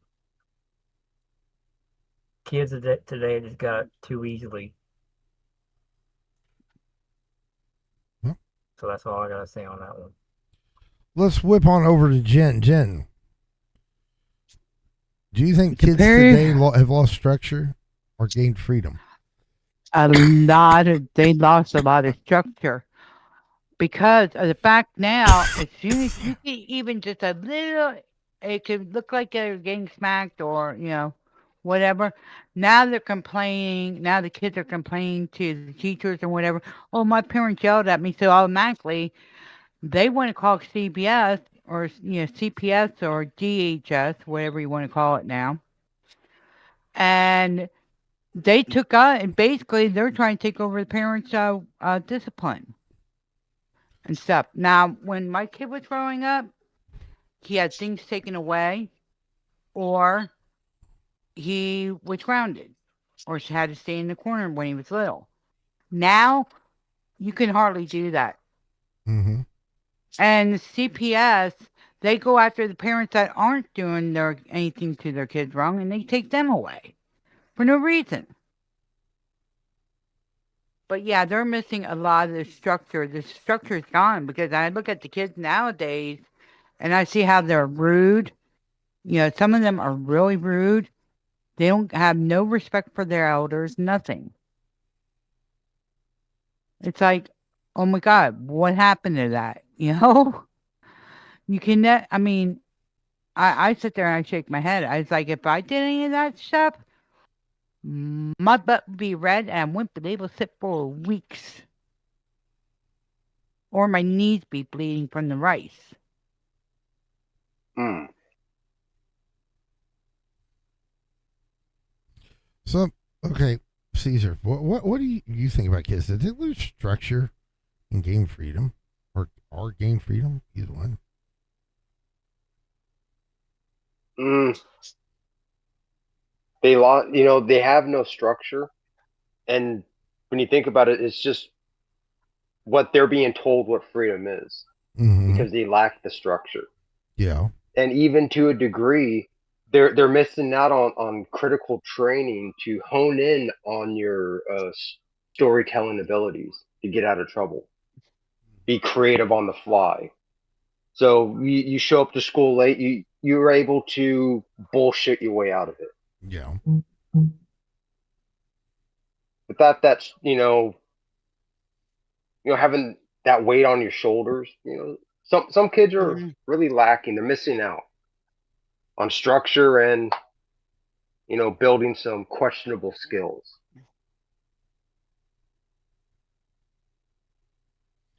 Yep.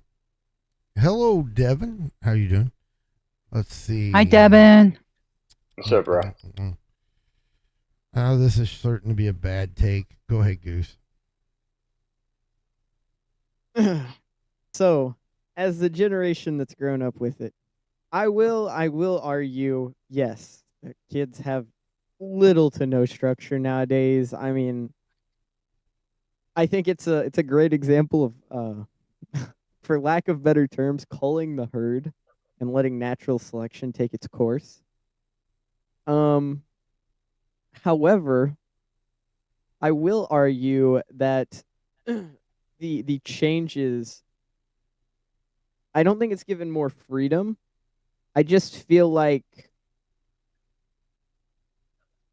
people have a jaded understanding of like what structure should be for it. I feel like people like, that are older, they think like we should be like locked in step kind of idea You should be. with everything. And I feel like, hear me out, I feel like that does take away some freedom. Now, like I said, I obviously, with the way I grew up, I very much in step, in tune, with everything. and it hasn't done much to me but take kids that are a bit more free flowing and creative and stuff like that.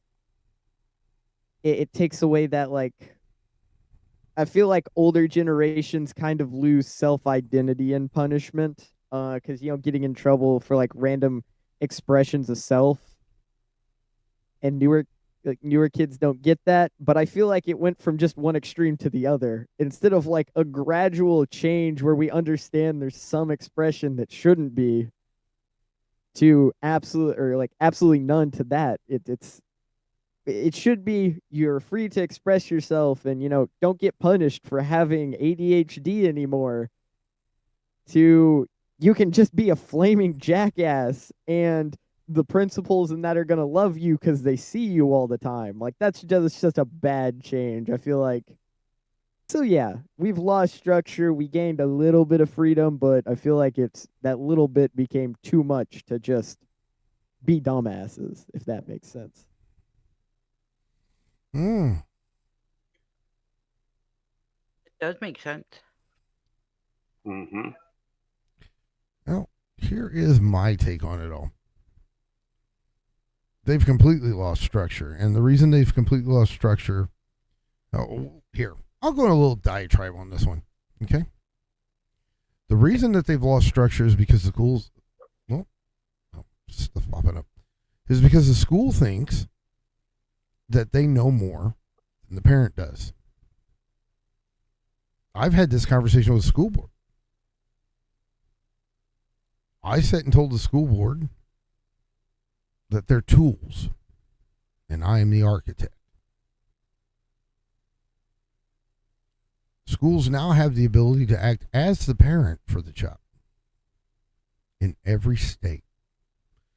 They don't need the parent at all. And here's the thing: even in Goose's school, there's been right violations, like constitutional rights being violated by the schools, and they don't have to tell you. And if the student doesn't know it isn't, they don't tell the parent, and it never gets addressed, and it continues, and it gets worse. So yeah, they've lacked structure, and it's not just from in the home, it's from in the school, because structure is boundaries. And we've removed those from them. Yep. Okay. So yes, they've lost structure. Did they gain freedom? Absolutely not. The reason I'm going to say absolutely not is because I look back at my childhood. When I was young, I think I've said this a couple times. When I was young, there's a group of kids. We all ran together. We spent all day together. Parents contacted each other, and they'd contact neighbors and stuff like that. They found us that way because there was no,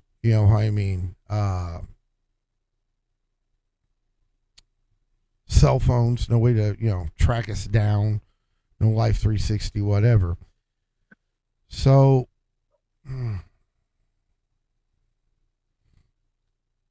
they lost freedom because they can't do that now. And it's because I think the world was always this way. It was just not as in our face. And now it's in our face. So kids get protected regardless as heavily as possible. So I think they lost structure and freedom, and I think losing both is a horrible, horrible, horrible thing. Because teaching tools. Because what? Sorry, that's fine.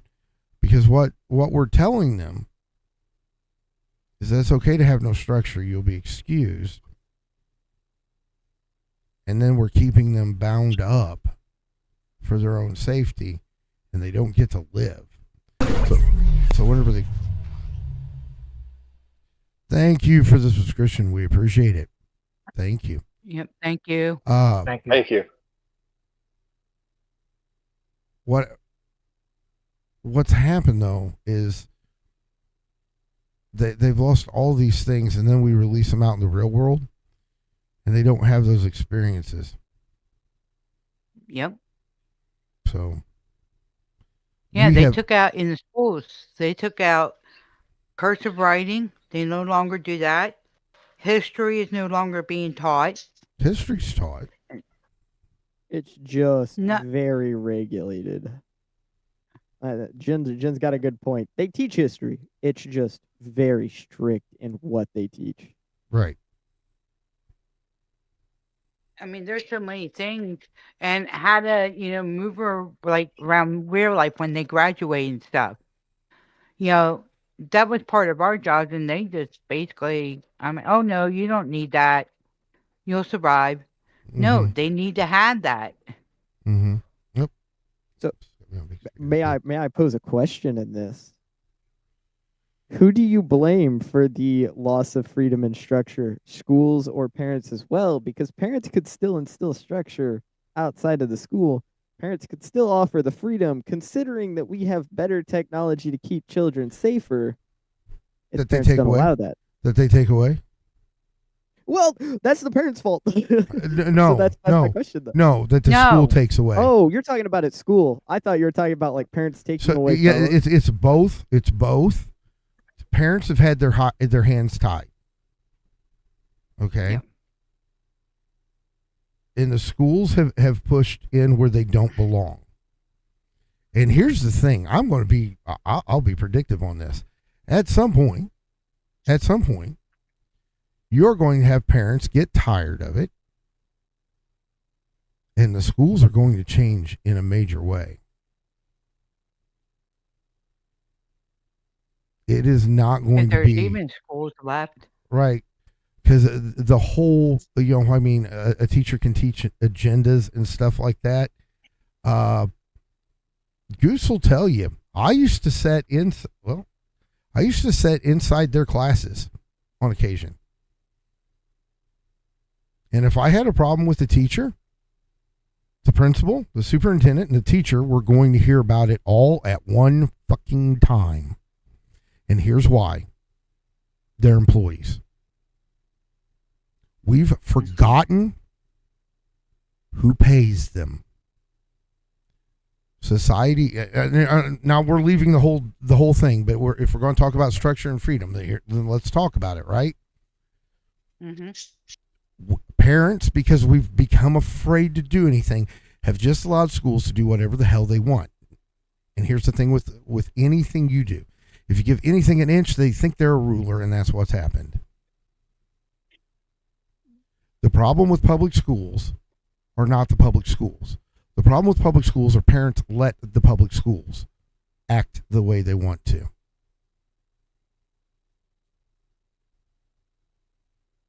If you don't like your public school, then you go attend the meetings and you vote.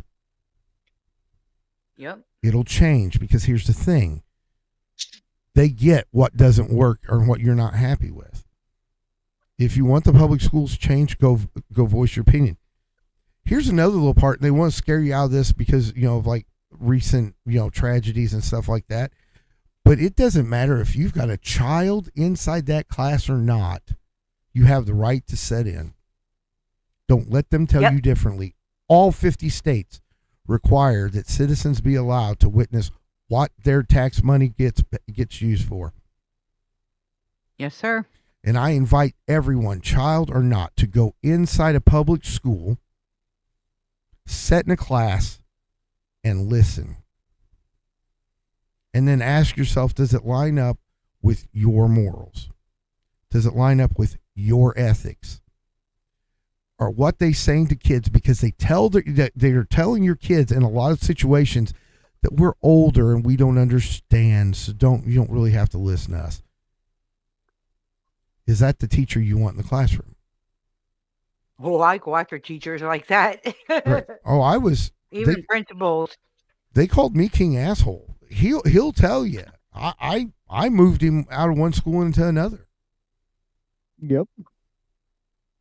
My I was 5th grade year.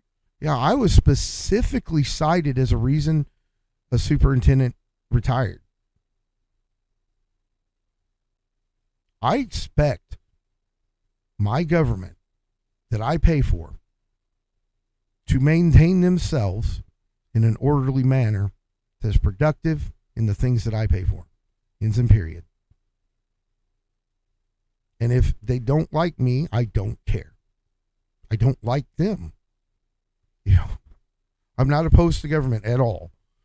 But here's the thing. Everybody fusses about, like, federal government this, federal government that, federal government this, even state government. If you really want to enact change, you do it at the local level. That's what affects your life most, and that's the one everybody forgets. Okay, off my political little diatribe, but that's the answer to that question, because it was brought up in our docket. Was did they lose freedom? And there's no independence gained by change of control.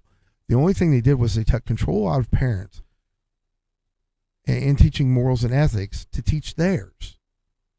So no, there's no more freedom. They didn't gain more freedom. And the boundaries being loosed is because, well, guess what? They don't have to listen to you. They're being empowered by other entities to ignore their parents. Yep. And I see in the future, this is one of the things I see changing. I see it getting the worse public, because you're starting to see it. You're starting to see it. You're starting to see parents say, it's enough. And I'm not talking about leftist and right-wing ideology. I'm just talking about the way things are taught and the way things are handled.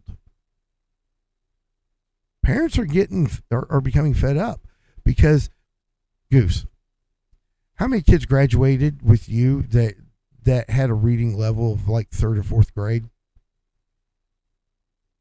Out of the 453, about 350 of them. Mm-hmm. Whoa. Yeah, it was pretty bad. Yeah, they don't care. They push right through. Because they get paid. Yep. They get paid for the push through. They don't for the hold back. That needs to stop. All right, so now you got me on a different show all the way together. I imagine right now my thing's being lit up by Queen Dana. Is going to get back on topic. Don't ruin my show with your political shit. Yeah.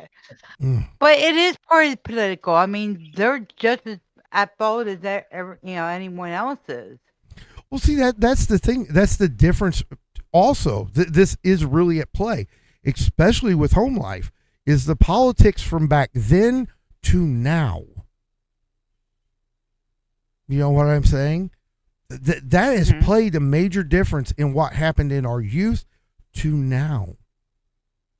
Even the media, the fear-mongering, so forth.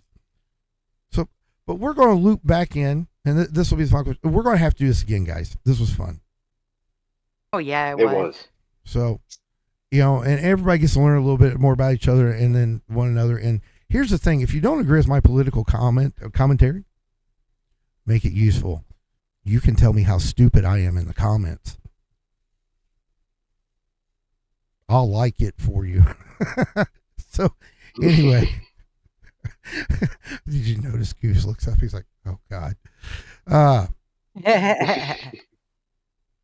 That's a show for a different time, I guess. And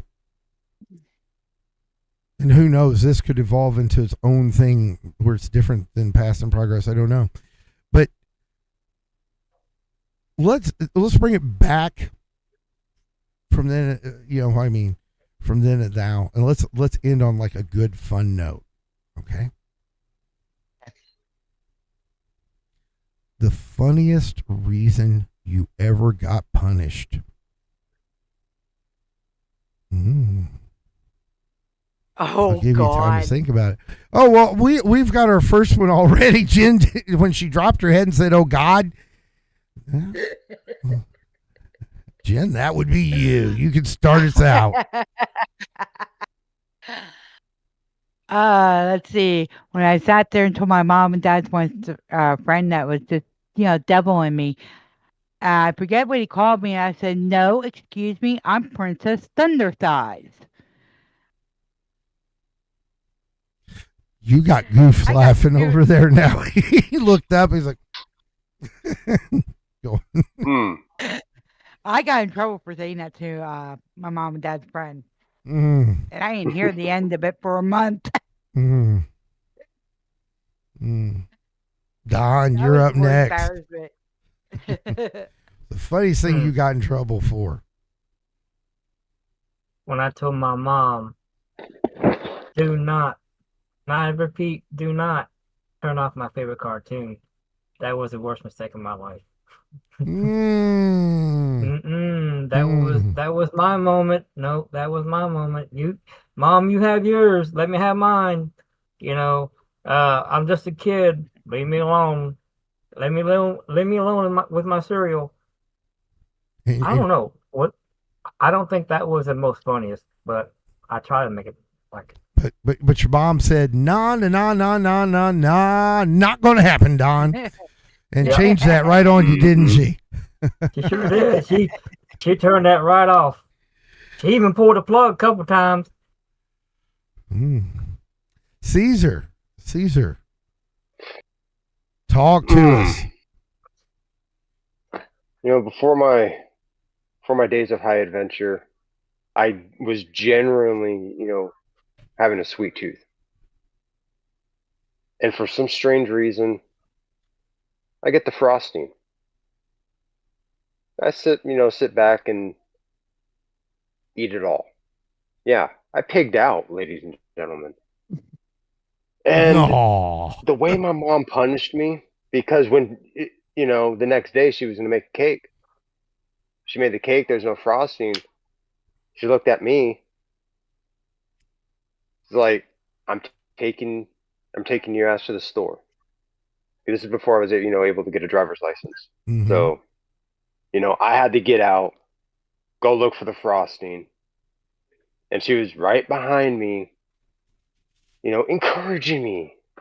Like, this is what you get for fucking just, munching on shit that you shouldn't be. I was gonna make a cake. Now I had to drive your ass here. And I remember some of the looks, like people like, oh, that poor kid, or like, oh, yeah, I like that style of parenting. I imagine there's some kids out there that ended up getting that because their parents seen my mom doing it. Yeah. Mm. But I was embarrassed. Embarrassed. Goose. He's sitting there laughing, so you know there's been some dumb shit. I gotta give context to this. To start this, my father was sick when this happened. Picture this though: 8-year-old little old me, chilling out, enjoying life, walking through our living room. When out comes a squeaky little tube, and my dad being sick and already on the verge of, anger because he's sick. So I understand. He gets up and he starts screaming, "Don't fucking fart in my living room!" And he's sitting yelling at me, and I'm just standing there petrified because I'm like, "What did I do? I've done that." Like, never once have I thought, in the comfort of my own, in my own home, I couldn't let out a little squeaker. And he's just screaming his head off, and I'm sitting there like about to cry. Like, what did I do wrong? It was. He's never had a little squeaker in his life. Okay, it may have been a bit of a big squeaker, but he was sick. Like, his eyes were puffy. And the reason why it was so funny is looking back on it, if I was what I am now, if I was, 20 and just sitting enjoying it, I would have laughed my ass off at this. But I also think about how hilarious it was for me to be petrified standing there, like shitting myself. Literally. Like, because he's yelling at me for this. It was hilarious. Mm. I don't know if I can tell mine. Come on now, we all did. Hey, bring it out. Maybe you can clean it up a little bit. Change the names to protect the innocent. I can't tell the story. Okay. Just so you all know, I was a little smart ass. I know it's hard to believe. Okay, so my little sister's like 13 months younger than me. My older sister was 11 years older than me. Okay? So my little sister, all of her little friends had this thing for me. I don't like any of them, right? Mm-hmm. And my dad, whenever he got me this BB pellet gun, it was a high-powered BB pellet gun. He was like, if you ever shoot anything, I'm going to make you eat it. can you tell where this is going? Uh-huh. So my sister finally has a cute friend. And the damn thing misfired. Me and a couple buddies were out, doing some target shooting, and it misfired, and it kind of nicked her cute friend, and I'm in a lot of trouble. Right? Didn't pierce or anything, just left, like a little red mark. Right? And my dad's just jumping my ass left or right. And he kept asking, why'd you do it? And he would never let me get out the fact that it misfired. It was an accident. Right? So he'd ask me, but, not let me answer. Well, when he finally did, I looked at him in the eye and said, Dad, you said if I ever shot anything, I had to eat it.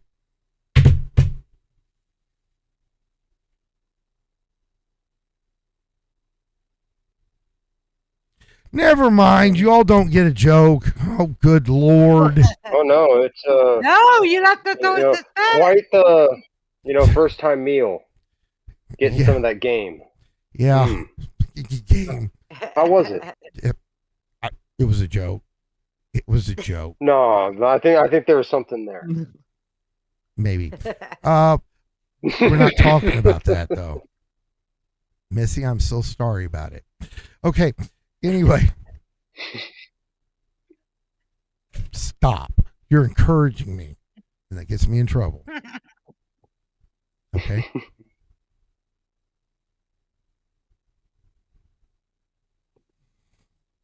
I don't know. I don't know what I ever did that was funny that got me in trouble. I was just always in shit. Even if I didn't do anything, it was just like, you did it. Maybe I can provide another story. I have another good one. Oh, no. This one was not his fault. Here I am, kindergarten, Miss Doyle's class. It's near the end of the year. We're having a pizza party. I've told this story so much. I love telling it. It's hilarious. Now, little 5-year-old me has to use the restroom, as one does, right? I'm human. And Miss Doyle, she looks at me and she goes, wait till we pass out the snacks and drinks and I'll let you go. We had some movie playing. I don't remember what it was. And so I wait patiently and I ask again. To no prevail. Finish what I had on my plate first before I could go, so that way nobody took it, so that I wouldn't argue with anyone. During that time, an unfortunate deed happens. And I shit my pants. But the story doesn't stop there. I asked again. And I got told no because they were passing out ice cream. So I don't sit down, right? I'm a conscious 5-year-old. I'm aware of what happens if I sit down with the mistakes that have been made. And she passes out the ice cream, and then she looks at me and she goes, Jason, why are you standing? And I'm red in the face. I'm obviously not going to say this out loud. And so she goes again, Jason, why are you standing? No answer. So I get sent to the principal's office. But along the way, I asked Miss Doyle, can I use the restroom? And I'm in there for a solid 15, 20 minutes crying. Okay, I was crying. And when I get to the principal's office, you can imagine me asking for them to call my father. And of course he comes to save the day with a new pair of underwear and a different pair of pants. And I remember sitting out in the hallway eating my little cup of ice cream as he's screaming at them for not letting me use the restroom and me ending up shitting my pants. Good times. I did get in trouble, though. I was in trouble. They had a referral written up for me. I technically was in trouble. Wow. Until, until Dad got there and said, you hand him that referral because you're going to serve the same punishment with him. I'm coming to make sure. Yeah. Mm-hmm. So in all reality, the funniest thing I ever got in trouble for was shitting my pants. Twice, ironically. The 2 times I have her for shitting myself. I really got to stop. Mm. It's a bad force of Maybe habit. Old habits die hard. maybe we ought to invest back in diapers. And okay, this need is my where we're depends. going to leave the show with Goose talking about shitting himself. We will do this again. I'm going to give you all a chance to say goodbye. We're going to start off with Jen.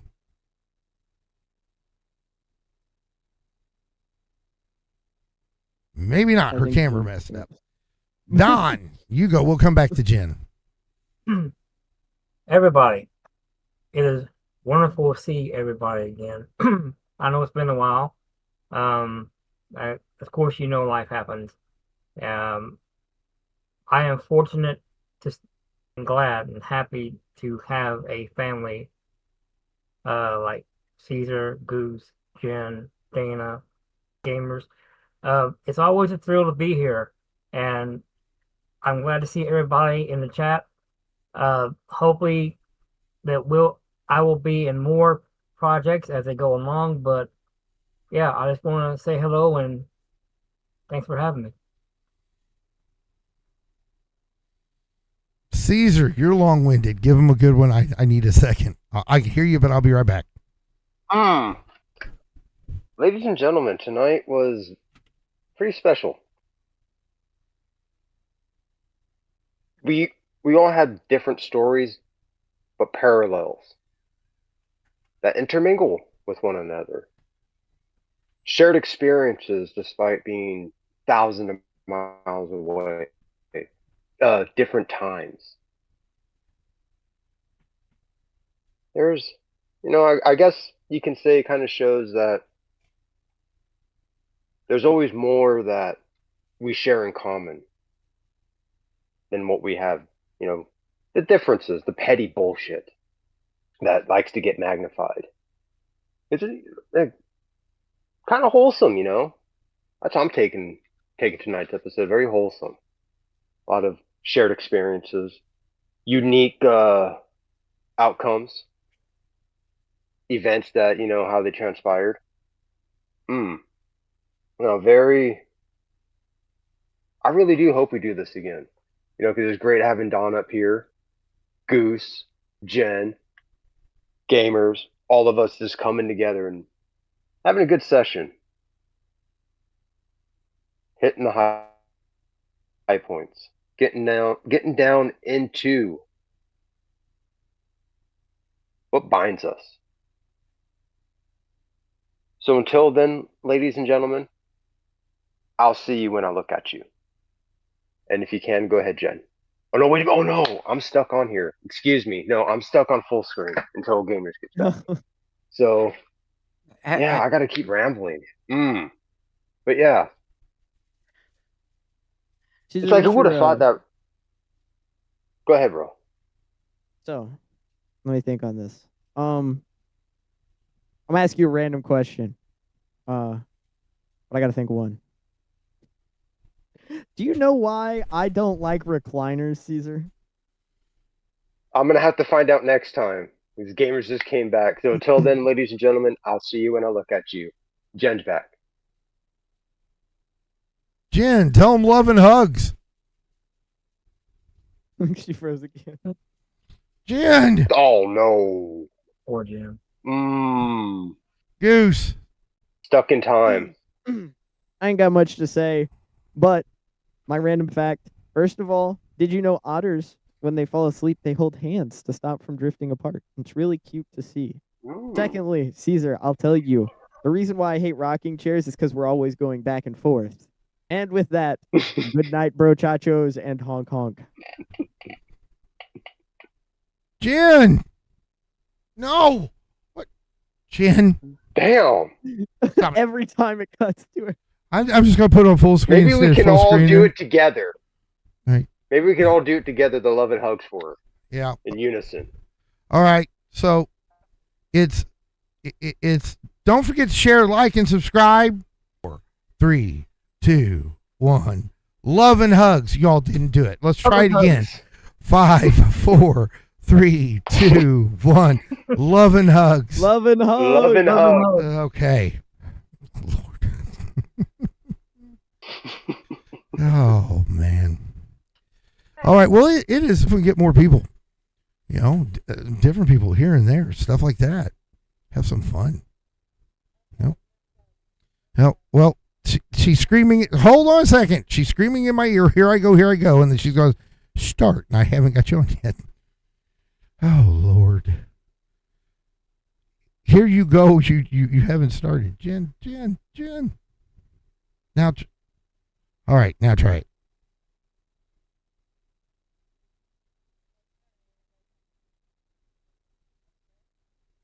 Love and hugs, everybody. And we'll see you on the next one.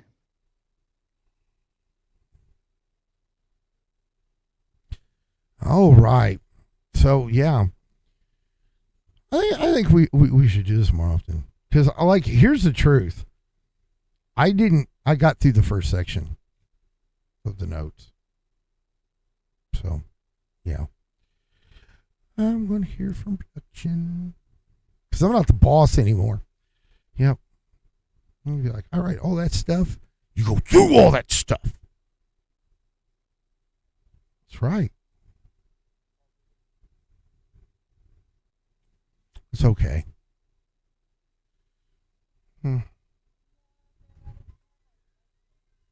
Yeah, please leave in the comments.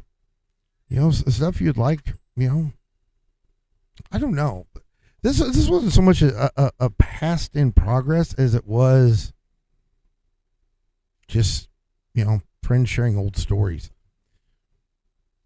So I think this would be fun. I think it would be a lot of fun just to do that every once in a while. Have a little special. Get to know each other a little bit better. So as for me, and hugs or dumb facts that no one ever cared about, goose. And it's a good time to stop the stream anyway when he starts talking about pooping himself. He thinks he's on Roxy's stream. But yeah, he just said in my ear, shit happens.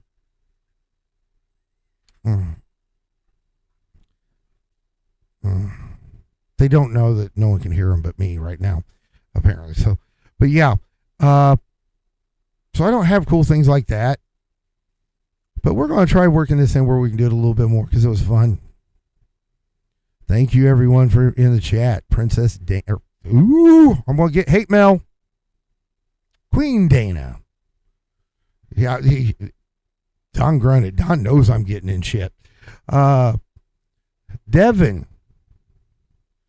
Zeke. Biggie. I'm going up. I'm trying to. Princess Divine. I remember Princess of the Guilty. Real. Yeah, thank you all for joining us. If you were watching, you didn't chat. Thank you for joining us. We love y'all. Thank you for the new subscriptions. And remember, tomorrow at 7 p.m. Eastern Standard Time, Peep Bass. Yes. With Caesar. And then we're going to turn him into a Smurf. And then right after that at 12 p.m. Eastern, is it 11 or 12? Caesar. 12. Okay. See, I'm getting it all wrong. They want me to stay up all freaking night. 12 p.m. No, actually, it's better for me. 12 p.m. Eastern will be the debut of Red Flags and Roses with Caesar and Clementine. And if you missed, yesterday's It Ain't podcast, there may be a little love connection that people are hiding. And I plan on exposing it. So until then, 12 a.m. I said p.m., didn't I? Queen Dana is always on everything. It's 12 a.m., not p.m. You got to be there midnight. It's an after dark show, so that means it's going to be sexy. It's going to be sensual. It's going to be me making Caesar admit his feelings. He's going to soften up. You'll see. Until then, everybody, let's go out and make some bad decisions.